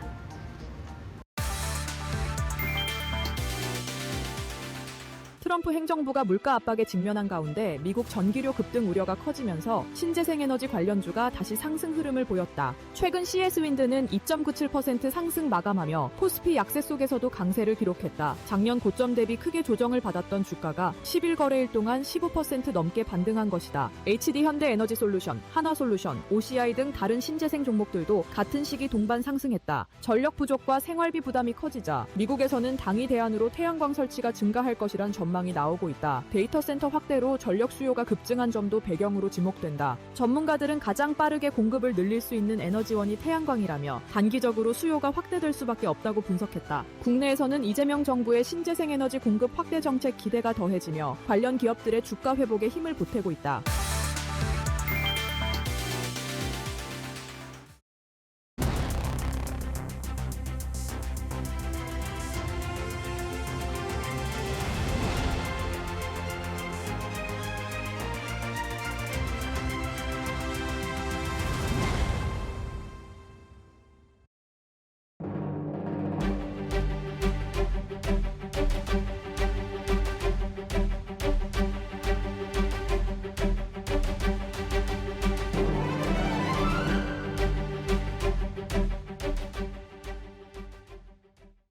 네, 이정호의 맥락 시간으로 이어가 보겠습니다. 오늘도 시장을 주도하는 산업 전반적인 맥을 한번 짚어보는 시간을 이어가 볼 텐데요. 오늘은 구글이 AI 글래스를 내년에 출시한다고 하는데 이와 관련해서 우리 시장에 어떠한 파급 효과가 있을지에 대한 이야기 나눠보도록 하겠습니다. 해온솔루션의 이정호 대표와 함께합니다. 안녕하세요. 안녕하세요. 네, 반갑습니다. 구글에서 AI 안경을 내년에 출시한다라는 소식이 지금 전해지고 있는 상황입니다. 지금 이 게임 체인저가 될 수 있을 것인지에 대해서 시장은 좀 주목을 하고 있는 듯한데요. 지금 현재 어느 정도의 단계에 접어들었을까요? 지금 뭐 AI 안경에 대해서는 어떻게 보면 초기 구간이다라고 네. 먼저 말씀을 해드리고 싶고요. 근데 점점 성장성이나 이런 부분이 커져갈 가능성은 있다라고 생각이 들고 있어요. 글로벌 XR, 하드웨어, 소프트웨어 서비스 시장을 25년도에 약 75억 달러 정도 정도로 전망을 하고 있는데요. 이게 2030년까지 441억 달러를 예상하는 부분, 연평균 40%대 이상의 성장을 전망을 한다라고 볼 수가 있습니다. 물론 지금은 다들 알다시피 약간의 초기 단계다라고 볼 수가 있고, 이 XR 안경, AR 안경 관련해가지고 쓰고 다니는 사람들이 별로 없잖아요. 하지만 2040년 정도 되면은 그래도 2명 중에 1명, 5명 중에 1명 정도는 이 안경을 쓰고 다닐 가능성도 높게 평가하는 부분이 있기 때문에 어떻게 보면 지금이 초기 구간이다라고 볼 수가 있고, 지금 다들 알다시피 어떻게 보면 헤드셋 처음에는 되게 무거웠었습니다. 엄청 무거웠던 부분을 쓰고 다녔던 부분인데, 이게 일상생활에서는 어떻게 보면 많이 사용할 수나 이런 제약이 많이 컸어요. 하지만 지금 시장을 보면은 요즘엔 좀 더 간편해지고 일반 안경과 비슷하게 나오는 추세이기 때문에 어떻게 보면 지금이 어떤 개발이 헤드셋에서 일반 안경 스타일로 바뀌는 초기 구간이다라고 볼 수가 있고, 전체적으로 봐도 아직까지는 초기 구간이다라고 말씀을 해드리겠습니다. 네, 알겠습니다. 저도 뭐 그 XR 관련된 안경을 보니까 예전에는 굉장히 두껍고 네, 맞아요. 뭔가 무겁고 이거를 갖고 일상생활을 돌아다니면 다 이상하게 쳐다볼 것 같고 그런데 지금 뭐 리포트에 나오는 그 안경들 글래스를 보니까 진짜 실제 안경이랑도 굉장히 유사하더라고. 그렇게 됐을 때 보급도라던가 아니면 상용화에 대한 또 시장의 성장성 이런 것도 있을 것 같아요. 이 부분도 어떻게 보세요? 성장성이나 이런 부분은 무궁무진하다라고 생각이 들고 네. 있어요. 우리도 처음에 스마트워치 처음 나올 때 생각을 해보시면 이거 누가 차 막 이랬던 부분이고 생각보다 비싼데 이걸로 무슨 이용을 할까 막 이렇게 고민을 하셨던 분들도 있겠지만, 지금 시장에서는 어떻게 보면 패션도 어느 정도 한몫을 했던 부분도 있고, 이걸로 인해서 어느 정도 심박수나 이런 부분까지도 다 어느 기능성을 사용하시는 분들도 많아지기 때문에 이 AI 안경 같은 경우는 활용 범위가 더 커질 가능성이 있다라고 생각하는 부분이, 우리가 스마트워치 같은 경우 화면이 너무 작은 부분이 있습니다. 근데 이 AI 안경이나 이런 부분은 어떻게 보면 우리가 안경을 쓰고 하는 부분이기 때문에 디스플레이적 제약이나 이런 부분이 조금 더 해소가 될 가능성은 있기 때문에 저는 스마트워치 시장보다 이 AI 안경 시장이 더 커질 가능성이 높게 평가하고 있다라고 말씀을 해드릴게요. 그 AI 안경이 지금 비교가 되는 부분이 지금 대표님께서는 스마트워치를 말씀해 주셨는데 스마트폰을 대체할 수 있다라는 이야기까지 나오고 있거든요. 과연 메가테마로 자리매김할 수 있을까요? 메가테마로 자리를 잡으려면은 생각보다 네. 오랜 시간이 될 가능성이 있다라고 생각이 들고 있어요. 우리가 스마트폰을 대체한 게 일반 투지폰에서 이제는 인터넷이 가능하고 이런 부분에서 바뀐 폰이다라고 보실 수가 있습니다. 근데 안경 같은 경우는 어떻게 보면은 우리가 다 쓰시는 분들도 있고 안 쓰시는 분들도 있는데, 쓰는 사람들 같은 경우에 AI 안경이 나왔다고 해서 안경을 쓰거나 이랬을 때 거부감이 없을 가능성도 있어요. 하지만 안경을 안 쓰시는 분들 같은 경우에 안경을 쓰면은 생각보다 불편하거나 이런 부분이 맞아떨어지면서 조금 그런 부분도 될 가능성은 있다라고 생각이 들고 있고, 지금은 조금 어느 정도 기술적인 측면이나 이런 부분이 얼른 올라가야 되는 부분이 크다라고 말씀을 해드린 부분이, 이 메가 트렌드로 가려고 한다면 우리가 일반 안경과 어떻게 보면 AI 안경과 큰 차별점이 그렇게 없어야 됩니다. 그리고 거부감이 많이 없어야 어떻게 대중적으로 더욱더 확산이 될 가능성은 있다라고 생각이 들고 있고, 그런 부분에 있어서 스마트워치나 이런 부분이 일반 시계랑 그렇게 큰 차이도 없던 부분, 기능성 측면이나 이런 부분은 더욱더 올라갔었던 부분이 있기 때문에 이 AI 안경도 어떻게 보면 스마트폰을 대체할 수 있는 시장보다는 지금 상태에서는 저는 약간 같이 가는 시장이다라고 생각이 들고 있어요. 우리도 지금 핸드폰과 어떻게 보면 스마트워치랑 같이 사용을 하고 있잖아요. 스마트워치로도 전화 통화나 이런 부분이 다 가능하지만 스마트워치만 사용하시는 분들보다는 핸드폰과 스마트워치를 같이 사용하는 분들이 있기 때문에 지금 초기 단계에서는 어떻게 보면 핸드폰과 AI 안경 같이 동반적으로 성장할 가능성이 있고, 나중에 추후에 진짜 AI 안경 관련해가지고 기술 혁신이나 이런 부분이 더욱더 발전이 된다라고 본다면, 대표적으로 뭐 배터리와 그리고 아니면 디스플레이 그리고 어느 정도 성능이나 이런 부분이 우리가 안경에다가 다 맞춰져야 돼요. 근데 그런 부분이, 핸드폰도 지금도 무거운데 이게 안경으로 갔을 경우에도 약간 무거운 부분도 생기던가 이런 부분이 기술적인 측면으로 만든다고 본다면 그때가 메가 트렌드로 갈 가능성은 있겠지만, 지금 같은 경우에는 아직까지는 초기다라고 말씀을 해드리겠습니다. 네, 지금 초기 단계다라고 말씀해 주셨는데 결국에는 이 초기의 시장을 선점을 하기 위한 글로벌 기업들의 지금 각추천이 치열합니다. 대표적으로 구글이랑 삼성이 이번에 AI 안경 동맹을 공식화하는 이야기가 나오기도 했는데요. 이번 두 회사의 협력이 XR 산업부도 좀 어떠한 영향을 미칠까요?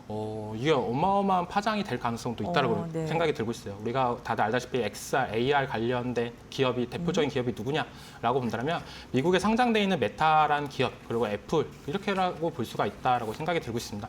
메타 같은 경우는 이 메타버스나 이런 부분 AR 관련된 산업이나 확장하기 위해서 사명까지도 메타로 바꿨던 부분도 있고 애플 같은 경우도 얼마 전에 이 XR 관련 기기를 출시를 했었던 부분이나 이런 부분이 있기 때문에 그런 부분에 있어서 어떻게 본다면 구글까지도 약간 후발주자 느낌이 나지만 계속된 개발이나 이런 부분이 긍정적인 시그널가 될 가능성이 있다라고 생각이 들고 있고 글로벌적으로 이 3강 구도가 될 가능성이 높다라고 점쳐지는 부분 애플, 메타, 구글 여기에 우리나라 뭐 삼성전자나 젠틀몬스터 그리고 미국의 어비파커나 이런 하드웨어 파트너들이 같이 한다라고 봤을 때는 조금 더 긍정적인 모습도 있을 가능성이 있다라고 생각이 들고 있고요.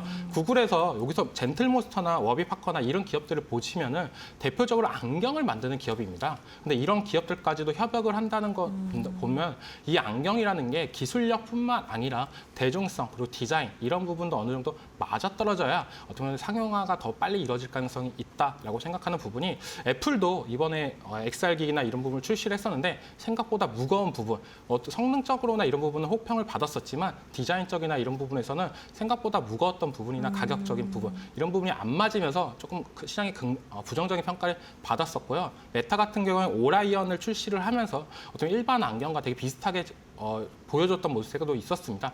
그렇기 때문에 이제 시장에서 제일 중요하게 보는 거는 기술적인 측면도 중요하지만 이 디자인성의 측면이 더 중요하게 생각을 하고 있기 때문에 이 젠틀몬스터도 어떤 협력 파트너로 되지 않았나라고 말씀을 해드리겠습니다. 네, 알겠습니다. 디자인 측면도 중요하다라고 말씀을 해주셨는데 그렇다면 이 수익 구조를 봤을 때 하드웨어 쪽이랑 콘텐츠와 같은 소프트웨어 쪽 두 가지로 나눠봤을 때 어떤 부분이 더 수익을 가져갈 거라고 보세요? 초기에는 하드웨어 쪽에 돈을 벌 가능성은 있다고 생각이 들고 있어요. 우리도 다들 알다시피 지금 구글, 알파벳이 잘 나가고 있는 이유를 보자라고 보면 구글 스토어나 이런 매출을 계속적으로 뽑아내고 있기 때문에 그렇다고 볼 수가 있고 이 생태계를 선점을 했던 부분이 크게 작용을 한다라고 볼 수가 있습니다. 그렇다고 본다면 고급형 기계에서는 어느 정도 하드웨어나 이런 부분에서 수익을 어느 정도 챙길 가능성은 있다라고 생각이 드는데 제일 중요한 건 이 생태계가 더욱더 확산이 될 때가 더 크다라고 저는 느껴지고 있어요. 그만큼 우리가 이 초기, 어떻게 본다면 이 AI 시장, AI 안경에 대한 시장에서 제일 중요한 건 하드웨어도 중요하지만 그 안에서 어느 만큼의 유저들이 많이 사용하느냐가 제일 중요하다고 볼 수가 있는데 그런 부분에 있어서 메타 같은 경우에 퀘스트를 거의 원가 부근에 판매를 하고 있는 부분이 제일 큽니다. 여기서 그렇다고 본다면 메타에서 어떻게 본다면 장기적으로 여기서 수익을 어떻게 만들어야 되냐라고 본다면 퀘스트 스토어라는 데가 있어요. 거기서 이제 구글 스토어나 앱 스토어나 이런 부분에서 거기서 이제 어플이나 이런 부분에서 수익을 창출하는 부분이 있기 때문에 초기 선점이나 이런 보급형 제품 쪽에서는 어떻게 보면 원가 판매나 이런 부분이 더욱더 일어날 가능성이 있다라고 생각이 들고 있고 그런 부분에 있어서 하드웨어나 부품 쪽 관련해가지고는 3년에서 5년 정도는 구조적 수혜가 더 이뤄질 가능성은 있다라고 생각이 들고 있습니다. 뭐 대표적으로 부품사나 이런 부분은 왜냐하면 이 구글 입장이나 메타나 애플 입장에서도 우리가 더 좋은 제품이나 이런 부분을 만들기 위해서는 어떻게 보면 가열 경쟁이나 이런 부분이 이뤄질 가능성은 있다라고 생각하는 부분이 있기 때문에 하드웨어 쪽은 그런 쪽으로 좀 보셨으면 좋겠다라고 생각이 들고 있고 그다음 이제 5년부터 10년 그 이상까지 우리가 바라봐야 될 때는 언제냐라고 본다면 저는 소프트웨어 쪽에 좀 더 높은 점수가 돼야 된다라고 생각이 들고 있습니다. 우리가 스마트폰을 다 보급했던 때를 돌이켜 본다면 그때가 언제였냐라고 본다면 우리가 그 전 세대에서는 문자를 하나 보낼 때마다 어떤 비용이 발생했던 부분이 있었어요. 하지만 이제 스마트폰이 대중화가 되고 이제 카카오톡이나 이런 부분은 서비스가 되면서 친구랑 문자나 이런 부분을 서비스를 해도 돈이 안 나가네. 그렇게 하면서 이제 점점 보급 이게 활성화나 이런 부분이 더욱더 대책이 됐던 부분 그리고 스마트폰 안에서 컨텐츠나 이런 부분이 더욱더 활성화가 되면서 계속적으로 활발하게 이뤄진 만큼 지금과 어떻게 보면 AI 안경에 대한 시장과 되게 흡사하게 진행이 되고 있다라고 생각이 들고 있는 부분이 처음에서도 우리도 다들 알다시피 스마트폰이 처음 나왔을 때는 거의 고급형 제품만 되게 많이 나왔던 부분도 있었습니다. 하지만 점차 시간이 지나면서 대중화나 이런 부분을 맞물리기 위해서 고급형 제품들도 많이 나왔던 만큼 이 AI 관련된 제품들도 처음에는 고급형, 보급형 약간 이렇게 나오겠지만 거기서 보급형 관련된 제품이나 이런 부분은 수익을 기대하는 것보다는 약간 생태계 활성화 쪽에 기대를 하면서 갔으면 좋겠다라고 말씀을 해드릴게요.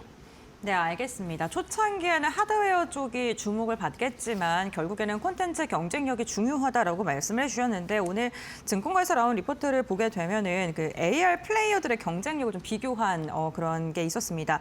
디바이스 개발 역량은 메타가 지금 선두를 하고 있고 AI 역량 같은 경우에는 구글이 또 디바이스 제조 능력은 애플이 강점을 갖고 있다. 그리고 기존의 사업 시너지는 메타와 구글이 애플보다는 선도주자에 있다라는 이야기가 있는 만큼 지금 대표님께서 말씀해 주셨던 하드웨어 다음에 소프트웨어 그리고 이러한 주변 경쟁국들과의 이야기도 한번 참고해 보시면 좋을 것 같습니다.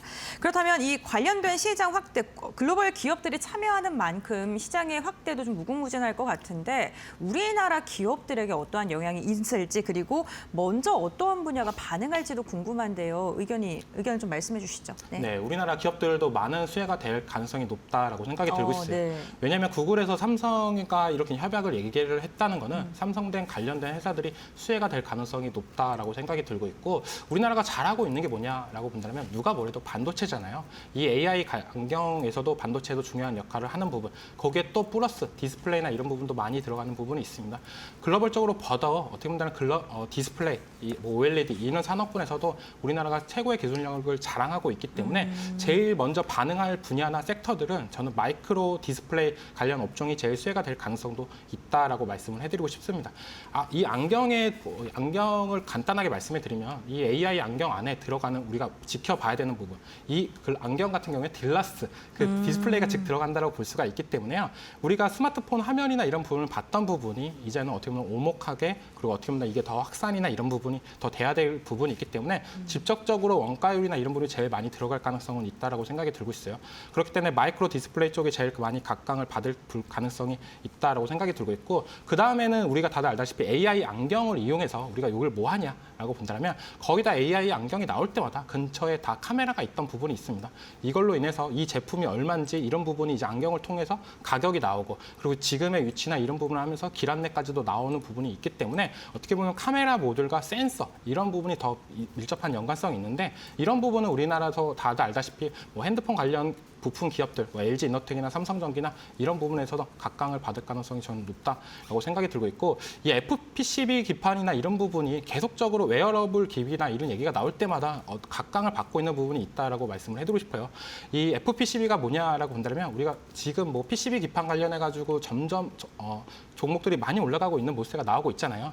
그런 부분은 어떻게 본다면 기존의 PCB 기판은 플라스틱으로 돼 있으면서 딱딱하다라고 보실 수가 있는데 이 FPCB 기판은 약간 플렉시블한 기판이다라고 보실 수가 있습니다.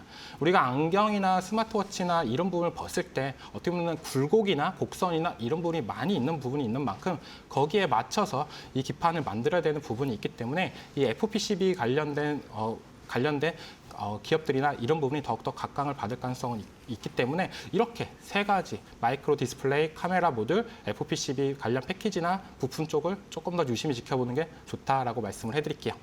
네, 알겠습니다. 세 가지 분야에 대해서 이야기를 해주셨습니다. 마이크로 디스플레이, 카메라 모듈과 광학, 그리고 FPCB, 패키지 부품 쪽 이렇게 세 가지를 분류해서 바라보는 게 좋겠다라고 말씀해 주셨고요.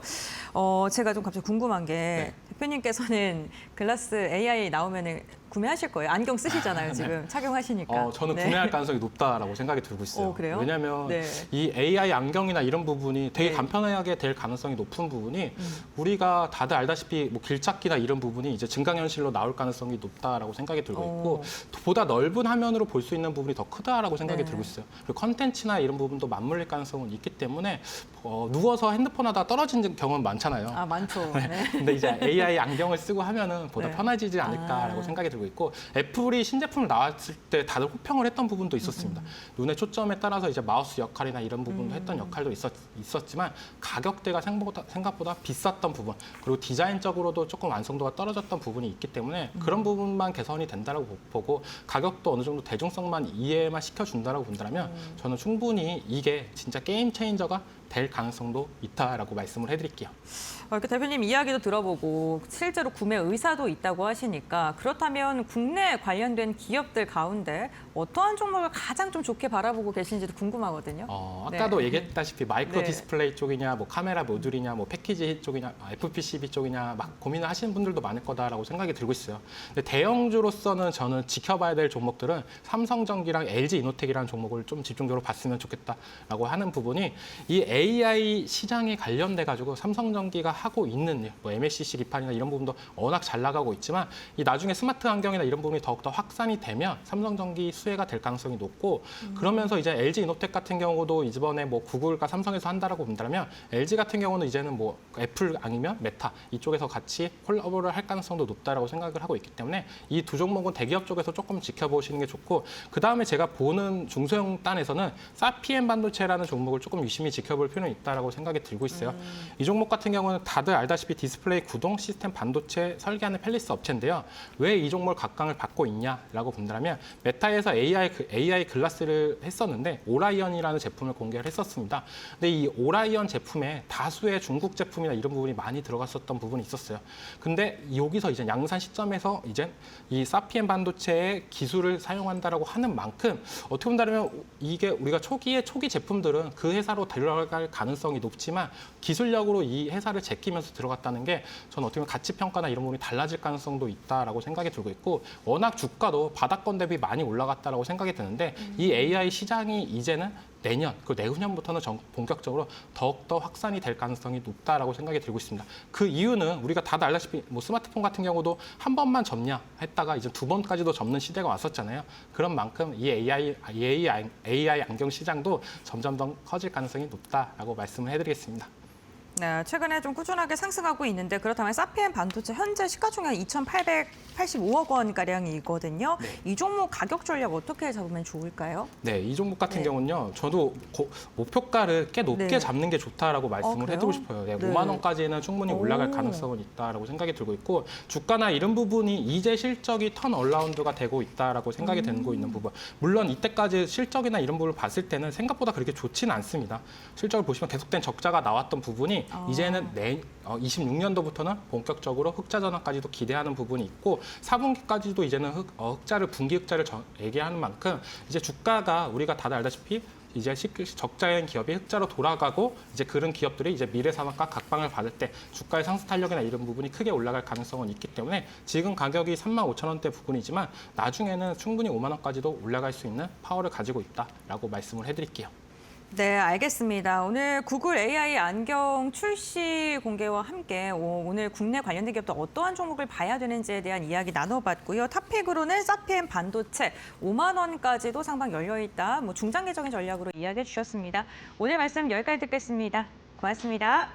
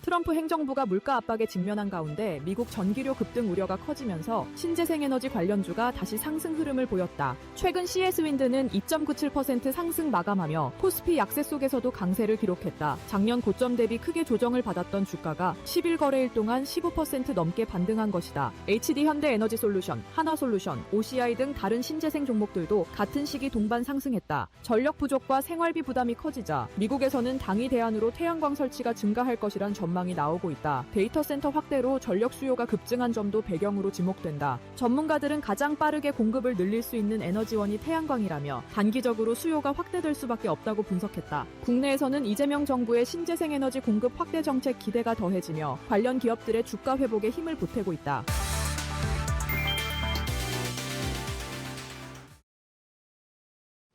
네, 수요일 장마감 동시효과 구간에 들어와 있습니다. 라스트 찬스 함께 하실 시간이고요. 오늘 이분과 함께 하겠습니다. 퍼스트 프라임 리서치 이동근 대표 모셨습니다. 어서 오십시오. 네, 안녕하십니까. 네, 안녕하세요.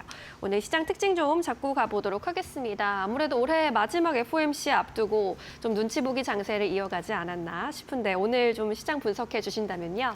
말씀하신 대로 사실 이제 오늘 시장은 간밤에 뉴욕 증시하고 좀 비슷한 모습을 나타냈는데요. 전반적으로 이제 뭐 장중에 등락은 나타났지만은 전반적으로는 좀 이제 눈치 보는 흐름들이 나타났어요. 그러니까 연준의 FOMC를 앞두고 이에 대한 대기 및 관망 모드가 나타났다. 전 이렇게 좀 요약을 해드릴 수가 있을 것 같고요. 뭐 이제 외국인들의 수급이라든가 이런 부분에 있어서도 사실은 뭐 장중에 이제 외국인들이 매도해서 매수로 돌아서는 모습이 나왔다라는 부분이 좀 특징적이긴 한데 그런 것들이 어떤 지수를 끌어올리는 데는 그렇게까지 뭐 영향을 크게 주진 못했어요. 사실은 이제 어떻게 보면은 저점 매수라든가 이런 쪽에 좀 집중이 됐던 측면들이 있었고 사실은 뭐 이제 SK하이닉스의 강세라든가 이런 부분들이 결국은 이제 외국인들의 매수가 이제 SK하이닉스라든가 이런 쪽으로 어떤 집중되는 모습이 나타났다는 측면 그런 부분들이 우리가 이제 오늘 감지할 수가 있을 것 같고요.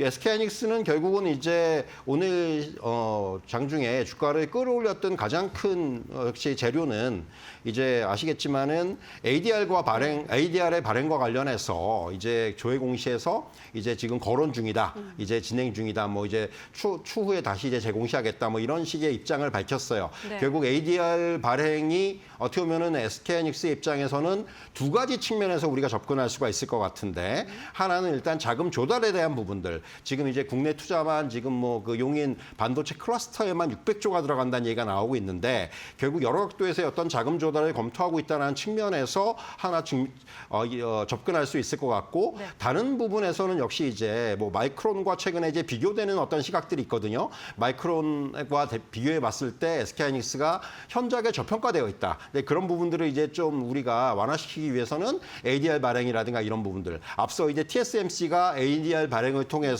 주가가 이제 어떻게 보면은 정상적인 평가가 나온 것처럼 SK하이닉스도 이제 그런 길을 걸을 수 있다라는 부분. 이런 부분들과 좀 맥을 같이 하고 있는 것이 아닌가라는 생각이 들고요. 네. 또 하나 오늘 꼽을 수 있는 거는 이제 어떤 테마라든가 이런 쪽에선 유리기판의 강세가 눈에 띄게 나타나는 모습입니다. 뭐 JNTC라든가 필옵틱스 같은 대표주들을 비롯해서 관련주들 전반의 상승이 나타났는데 결국 이제 삼성전자의 어떤 본격적인 유리기판 투자와 관련된 얘기들이 전반적으로 이제 이런 그 유리기판 관련주를 좀 끌어올린 것이 아닌가라는 생각이 들어요. 삼성전자가 이제 삼성 벤처 투자를 통해서 우리가 얘기하는 이제 이제 유리기판 관련된 회사에다가 투자를 했다. 이런 얘기들이 이제 좀 그 시장에는 전반적인 어떤 기대감으로 좀 번지는 것이 아닌가라는 생각이 들고요.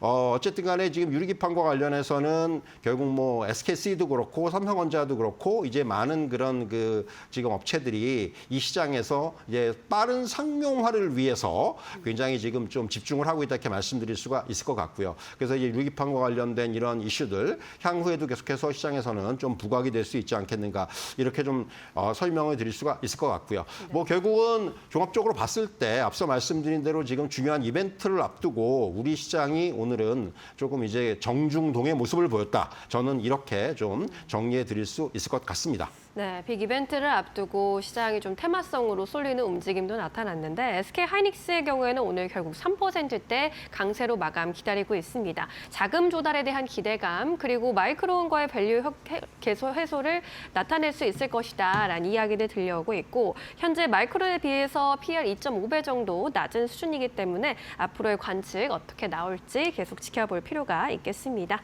오늘 코스피의 경우에는 현재 구간 약보합권에서 마감 기다리고 있는 있는 상황이고요. 4,138포인트에서 마감 기다리고 있습니다.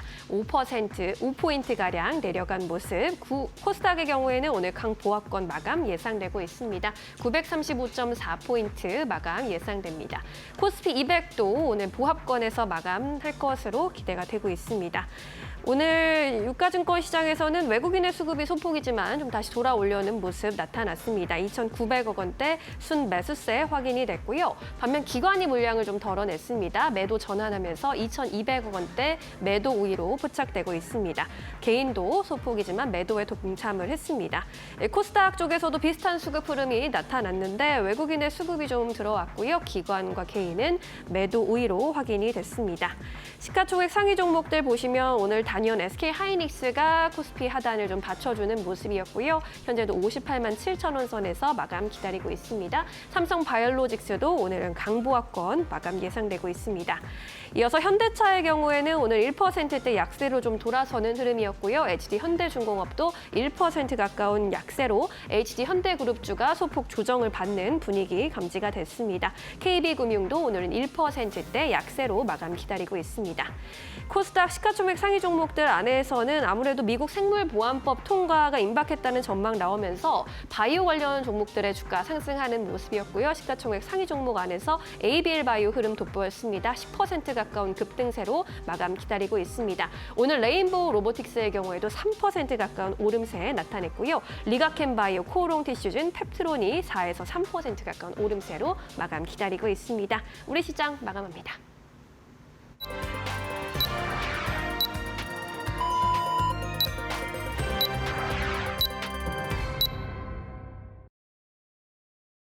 (12월 10일) 수요일장 국내 증시 마감이 됐습니다. 오늘 우리 시장은 우리 시각으로 내일 새벽 발표될 FOMC 회의 결과를 앞두고 경계감이 짙게 작용하던 하루였습니다. 상승과 하락을 반복하던 우리 시장 결국에는 경계감을 지속하며 눈치 보기 장세 속에 장을 마쳤는데요. 그렇다면 우리 시장 종목별 움직임은 어땠는지 트레이딩 뷰를 통해서 조금 더 자세히 알아보겠습니다.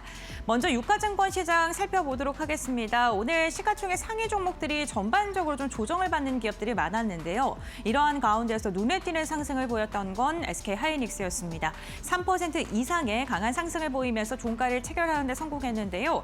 미국 시장 상장에 대한 기대감 속에서 오늘 자금 조달에 대한 기대감이 시장에서 크게 작용을 했고요. 이로 인해 주가의 방향성이 굉장히 긍정적이었습니다. 반면 방산 관련된 기업들은 전반적으로 매도 물량이 좀 출회됐던 모습이었습니다. 수주 소식이 최근에 끊임없이 들려옴에도 불구하고 트럼프 미국 대통령이 우크라이나 종전에 대한 추진을 한다라는 보도들이 들리면서 투자 심리가 조금은 위축된 모습이 나타나고 있고요. 2차 전지 기업들 가운데서는 삼성 SDI가 오늘 결국에는 2% 이상의 상승을 보였는데 미국 에너지 기업과의 2조 규모의 수주 소식 전해지면서 이로 인해 주가의 방향성이 굉장히 긍정적이었습니다. 이와 함께 오늘 LS 일렉트릭 같은 경우에도 1% 이상의 상승 보이면서 전선 관련된 기업도 좀 희비가 엇갈리는 모습이 나타났고요. 지금 금융 관련된 기업들이 전반적으로 하락을 하면서 마감했다는 것도 특징적입니다. 인터넷 대표주들 그리고 LG화학과 같은 LG그룹주들도 전체적으로 조정을 받았고요. 오늘 완성차 기업들도 한 걸음 쉬어가는 분위기였습니다. 시장의 분위기가 전체적으로 내일 좀 이슈를 보고 나서 결정하려는 움직임이 크게 확연하게 나타나는 하루였습니다. 다음으로는 코스닥 함께 살펴보도록 하겠습니다. 오늘 코스닥 바이오 관련 기업들 일부 종목을 중심으로 강한 상승이 나왔습니다. 알테오제는 쉬어갔지만 ABL바이오와 리가켄바이오가 3에서 9%가량 상승하면서 기술 수출에 대한 기대감이 있는 기업 오스코텍까지 7%가량 상승하면서 알테오젠의 머크사의 악재가 기술 수출과 관련된 기업들에 반영이 됐다가 이를 좀 회복하는 모습이 오늘 특징적으로 나타났고요. 삼천당제약도 5% 넘는 상승, 펩트론도 5% 이상 상승하면서 비만 치료제 관련된 기업들의 움직임도 오늘 긍정적이었습니다. 반면에 미용 관련된 기업들은 오늘 보합권에서 상승과 하락을 보이면서 종목별로 좀 차별화된 움직임이 나타났고요. 로봇 관련된 기업 중에서는 레인보우 로보틱스가 2.7%가량 상승하면서 오늘 로봇 관련 대장주로의 면목을 보여줬습니다. 반면에 반도체 소부장 관련 기업들은 전반적으로 좀 조정을 받는 모습이 특징적이었고요. 2차 전지도 오늘 쉬어가는 움직임이었습니다. 반면에 오늘 엔터주들의 움직임이 좋았습니다. 하이브, BTS 컴백에 대한 기대감과 함께 긍정적인 전망 나왔고 엔터주들 전반적으로 오늘 3사가 일제히 상승하면서 마감했다는 점도 참고해 보시면 좋을 것 같습니다. 우선 우리 시장은 내일은 좀 지나야지 좀 시장의 방향성이 나올 것 같은데요. 그렇다면 오늘장 지수는 또 어떻게 마감되는지 함께 확인해 보도록 하겠습니다. 신민영 앵커 전해주시죠. 네, 수요일장 마감 상황 점검해 보도록 하겠습니다. 코스피는 결국 약보합권, 코스닥은 강보합권 그렸습니다. 7거래일 연속 시장이 강보합, 약보합권 흐름을 나타내는 모습이고요. 코스피도 4,135포인트에서 거래를 마쳤습니다. 코스닥의 경우에도 935포인트에서 마감 지었고요. 코스피 200도 보합권 수준에서 마감 지었습니다. 오늘 코스피의 경우에는 장 초반에 다소 강보합권으로 올라오려는 움직임이었지만 이내 하락 전환한 이후로 마이너스권에 머물렀습니다. 장중에 4,123포인트까지 저점을 낮추기도 하는 모습이었습니다. 코스닥의 경우에도 장중 등락이 그리 크지는 않은 상황이었습니다. 오늘 장중에 936포인트까지 올랐던 것이 고점으로 확인되고 있습니다. 네, 이어서 오늘 수급도 함께 살펴보시죠. 오늘 외국인은 코스피 시장에서 3천억 원 이상의 매수 우위를 기록해줬습니다. 반면 기관이 그만큼 물량을 좀 출해내면서 3천억 원 이상의 매도 우위로 집계되고 있고요. 개인도 소폭의 매도 우위로 확인되고 있습니다. 코스닥 쪽에서도 오늘 외국인의 수급이 주요했습니다. 993억 원의 순매수세 집계가 됐습니다. 개인과 기관은 소폭의 매도로 대응했습니다. 이어서 오늘 외국인의 수급이 집중된 종목들 살펴보시죠. 오늘 외국인들은 삼성전자와 SK하이닉스 투탑에 대한 순매수세를 이어갔습니다. SK하이닉스는 미국 상장에 대한 기대감도 함께 받아갔고요. HD한국조선해양, HD현대중공업 함께 어제 강세를 보였다가 개별 이슈 속에 상승했던 주가 상승분 조금 반납하는 모습이었지만 그래도 외국인은 꾸준히 순매수하는 모습이었습니다. 반도체 종목 안에서 이수페타시스도 외국인 관심을 받아갔습니다. 오늘 시총 상위 코스닥 바이오 종목들의 흐름 좋았는데 ABL 바이오 그리고 올릭스가 외국인의 선택을 받았고요. 피부 미용 대장주 파마리서치도 외국인의 순매수세에 이어졌습니다. 레이크 머티리얼즈 그리고 유일 로보틱스의 경우 최근 3거래일 연속 외국인의 순매수세가 집계되고 있는 상황이고요. 주가도 동반해서 7%대 강세 흐름으로 마감 지었습니다. 오늘 코스피 안에서 이수페타시스 좀 점검해보고 가도록 하겠습니다. AI 전문 기업 라온피플과 생산 관련해서 협력을 맺겠다라는 소식을 전해주기도 했고요. 라온피플의 생성형 AI 기술을 활용해서 이 이수페타시스의 생산성은 20% 넘게 끌어올리겠다라는 목표를 제시하기도 했습니다. 시장에서 오늘 외국인의 순매수세도 받아갔고 2%대 강세 탄력 보여줬습니다. 14만 7,900원 선의 종가를 형성했습니다. 이어서 기관의 수급이 집중된 종목들 살펴보겠습니다. 기관의 방향성은 뚜렷한 섹터로 집중되기보다는 개별 종목 단으로 매수하는 흐름이었는데요. 하나오션이 조선주 안에서 주목을 받았고 2차 전지주 안에선 삼성 SDI가 기관의 순매수세를 가져갔습니다. 미국향 ESS 관련 수주 소식 전해주기도 했고요. 현대차와 SK스퀘어도 주가는 약세였지만 기관의 선택을 받았습니다. LS 일렉트릭의 경우에도 최근 외국인과 기관의 동반 순매수세 유입이 되고 있는 분위기인데 어제 하루 수급이 쉬어간 이후로 하루 만에 다시금 동반해서 수급 들어왔다라는 점 체크해 볼 만한 포인트입니다. ABL 바이오와 리가켐 바이오 역시나 바이오 종목들 코스닥 안에서 주목을 받았고요. STI 그리고 심텍과 같은 반도체 소부장단에서도 기관의 수급 집중되고 있습니다. LNC 바이오는 제2의 파마 리서치로 불리는 가운데 피부미용 업계에서 돌풍을 일으키고 있죠. 중국 시장에 본격적으로 본격했다라는 소식 전해주기도 했습니다. 오늘 ABL 바이오 같은 경우에는 외국인 그리고 기관의 순매수 상위 종목에 함께 이름을 올렸습니다. 지난달에 일라이 릴리 향으로 기술 이전 계약을 체결한 이후로 확실한 기술력이 있는 바이오 기업들은 계속해서 우상향 추세를 그려가는 모습이고요. 오늘 장중에 20만 6,500원까지 고점을 찍었고 결국에는 9%대 강한 오름세로 마감 지었습니다. 20만 3,000원 선에서 종가를 형성했습니다. 네, 이렇게 수급이 몰린 종목들도 함께 점검해 보셨고요. 이어서 오늘 시장 특징을 한 판으로 정리해봤습니다. 고은별 앵커와 함께 정리해 보시죠. 네, 파이널 포인트 3가지 알아보도록 하겠습니다. 먼저 첫 번째 포인트는요. 역시나 시장에 짙게 깔려있는 경계감 FOMC와 관련된 이야기입니다. 우리 시각으로 내일 새벽에 미국 연준의 FOMC 금리 결정과 관련된 소식이 들려올 예정입니다. 시장에서는 현재 12월에는 금리를 인하할 것이다라는 게 지금 80% 이상으로 힘을 주고 있는 모습입니다만 시장에서는 과연 내년 기조를 어떻게 할지 그리고 제롬 파월 파월 연준 의장이 이야기를 했을 때 어떠한 뉘앙스로 인터뷰를 하는지 이 부분에 좀 집중할 것으로 보입니다. 내일 새벽에 발표가 되는 만큼 이번 주 내내 시장은 경계감이 짙게 깔려있는 모습이었고요.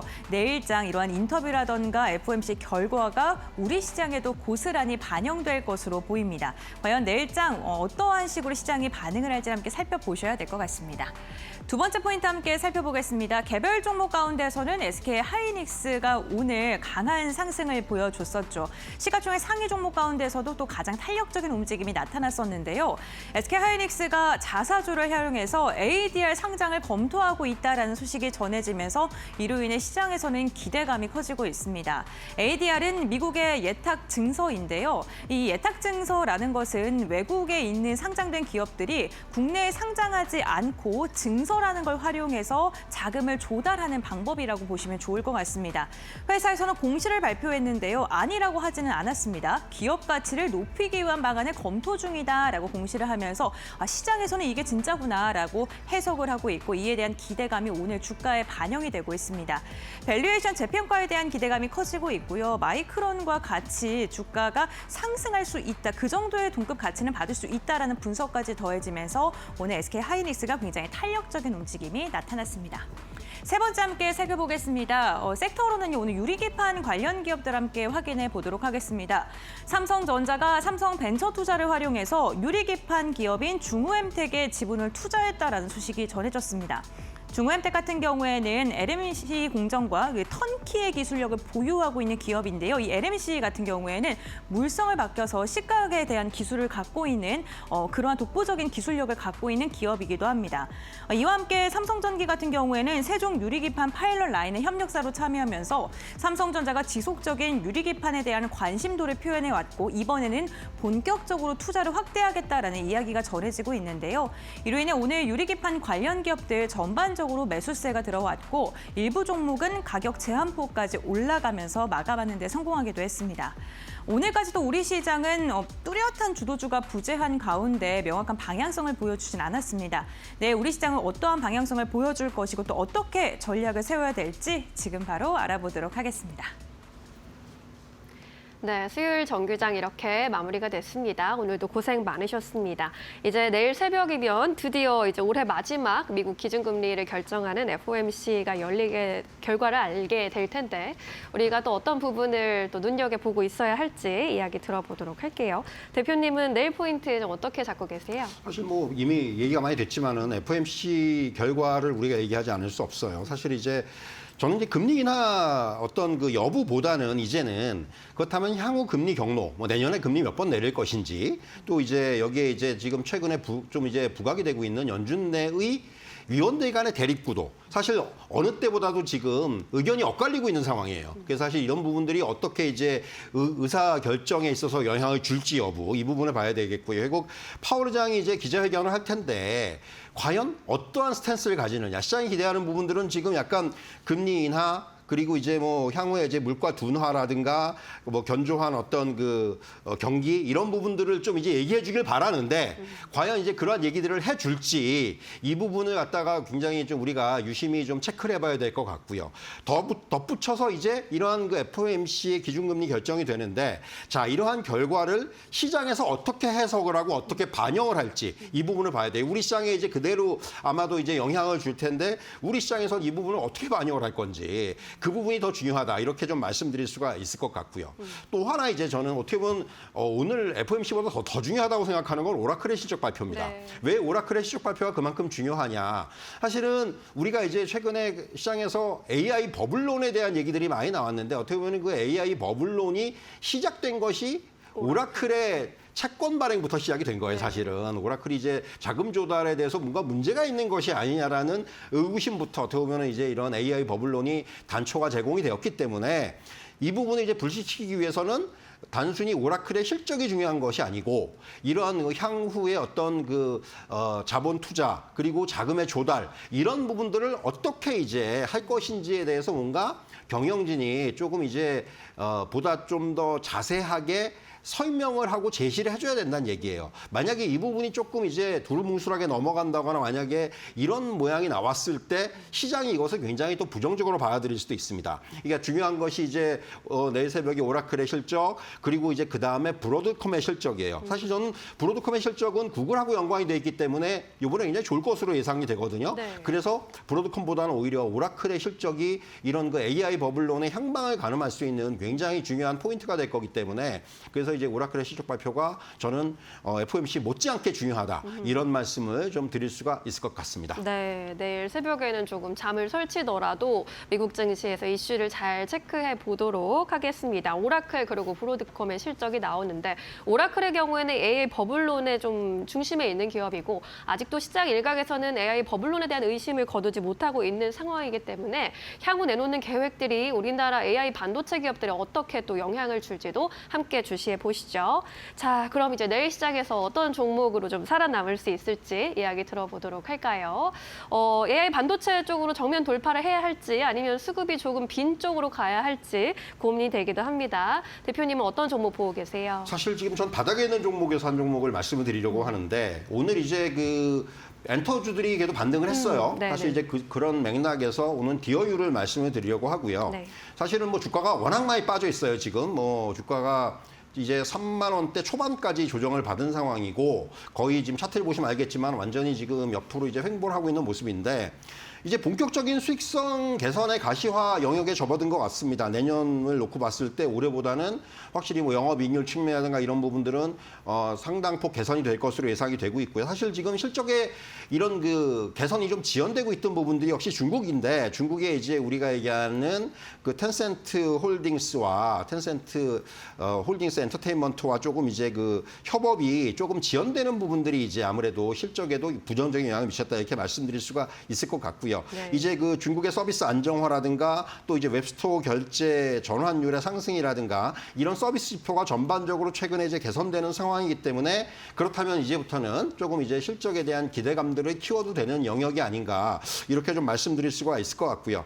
사실은 지금 보면은 자체 웹스토어 오픈의 어떤 신규 사업 기반의 구축이라든가 이런 부분들이 계속해서 이제 좀 긍정적으로 나타날 수 있는 측면이 있기 때문에 사실 디어유는 지금 주가는 어느 정도 거의 고점 대비해서 이제 반토막이 나 있는 상황이에요. 그렇다면 뭐 주가가 여기서 최근에 리포트를 보니까 그런 리포트도 나왔더라고요. 네. 이제 더 이상 빠지면 정말 이것은 박앤세일이다. 뭐 이런 리포트도 나왔는데 거기 어느 정도 공감이 가고요. 네. 그래서 뭐 지금 정도의 가격대라면은 일단은 어떤 위치상으로는 어떤 접근에 무리는 없는 가격이다. 그러니까 주가의 밸류에이션 매력이 충분한 구간이라고 말씀드릴 수가 있겠고요. 일단 1차적으로 목표가는 한 4만 원 정도 제시해 드리도록 하겠고요. 손절 라인은 29,000원으로 짧게 제시해 드리도록 하겠습니다. 네, 디어유 함께 살펴봤습니다. 여러 가지 모멘텀 짚어주셨고 지금 특히 좀 많이 싼 구간에 있다. 목표가 4만 원까지 제시를 해주셨습니다.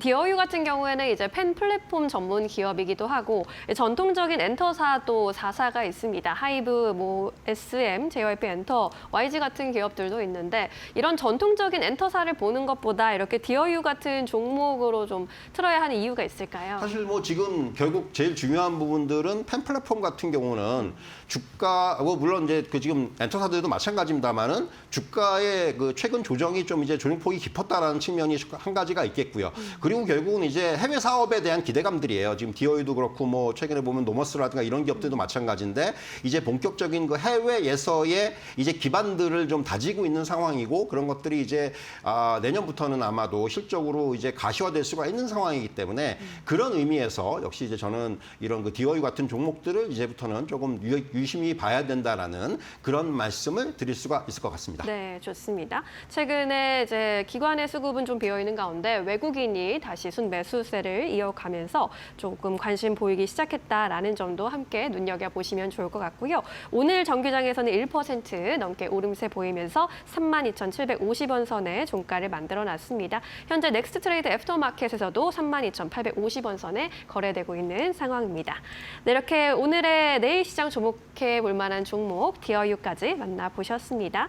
자, 그럼 이제 내일 시장 한마디 여쭤보도록 할 텐데 역시나 FOMC 그리고 또 오라클 실적 등을 주목해 보자라는 이야기를 해주시겠죠. 네. 이후에서 또 어떤 방향성까지 봐야 할지 한마디로 좀 정리를 해주신다면요. 결국 이제 중요한 이벤트들을 앞두고 있는 있는데 이제는 이벤트보다도 이벤트 이후에 그렇다면 시장이 이것을 어떻게 해석을 하고 어떤 방향성을 보일지를 봐야 된다고 생각을 합니다. 결국은 이제 이게 긍정적인 쪽으로 나오든 부정적인 쪽으로 나오든 간에 이제 이벤트의 마무리 국면에서 시장이 이 부분을 어떻게 움직일지. 최근에 이제 저는 좀 주목하는 부분 역시 수급적인 측면에서는 외국인들의 매수세가 다시금 조금씩 이제 들어오고 있다라는 부분. 이제 오늘도 이제 코스피 시장에서 코스피와 코스닥 시장에서 모두 외국인이 순매수로 돌아섰는데 일단 외국인들이 최근 한 10거래일만 놓고 보더라도 한 이틀 정도를 제외하고는 계속 매수를 하고 있어요. 결국 다시금 어떤 시장에서 이런 그 위험 자산에 대한 선호 심리가 조금 더 강해지는 것이 아닌가라는 생각이 들고요. 물론 중간중간에 이제 뭔가 이런 노이즈들은 발생을 하겠지만은 그럼에도 불구하고 이제 내년 시장에 대한 긍정적인 전망을 기반으로 두고 다시금 이제 조금 어떤 시장에서의 어떤 이제 주식 비중을 좀 늘려가야 되는 저는 그런 시점이라고 생각을 하고요. 물론 이제 여러 가지 이제 업종이라든가 종목을 잘 골라야 되겠지만은 역시 지금은 저는 조금은 시장을 이제부터는 긍정적으로 볼 필요가 있다. 이렇게 정리해 드리겠습니다. 네, 좋습니다. 오늘은 여기까지 이야기 들어야겠네요. 자세한 설명 고맙습니다.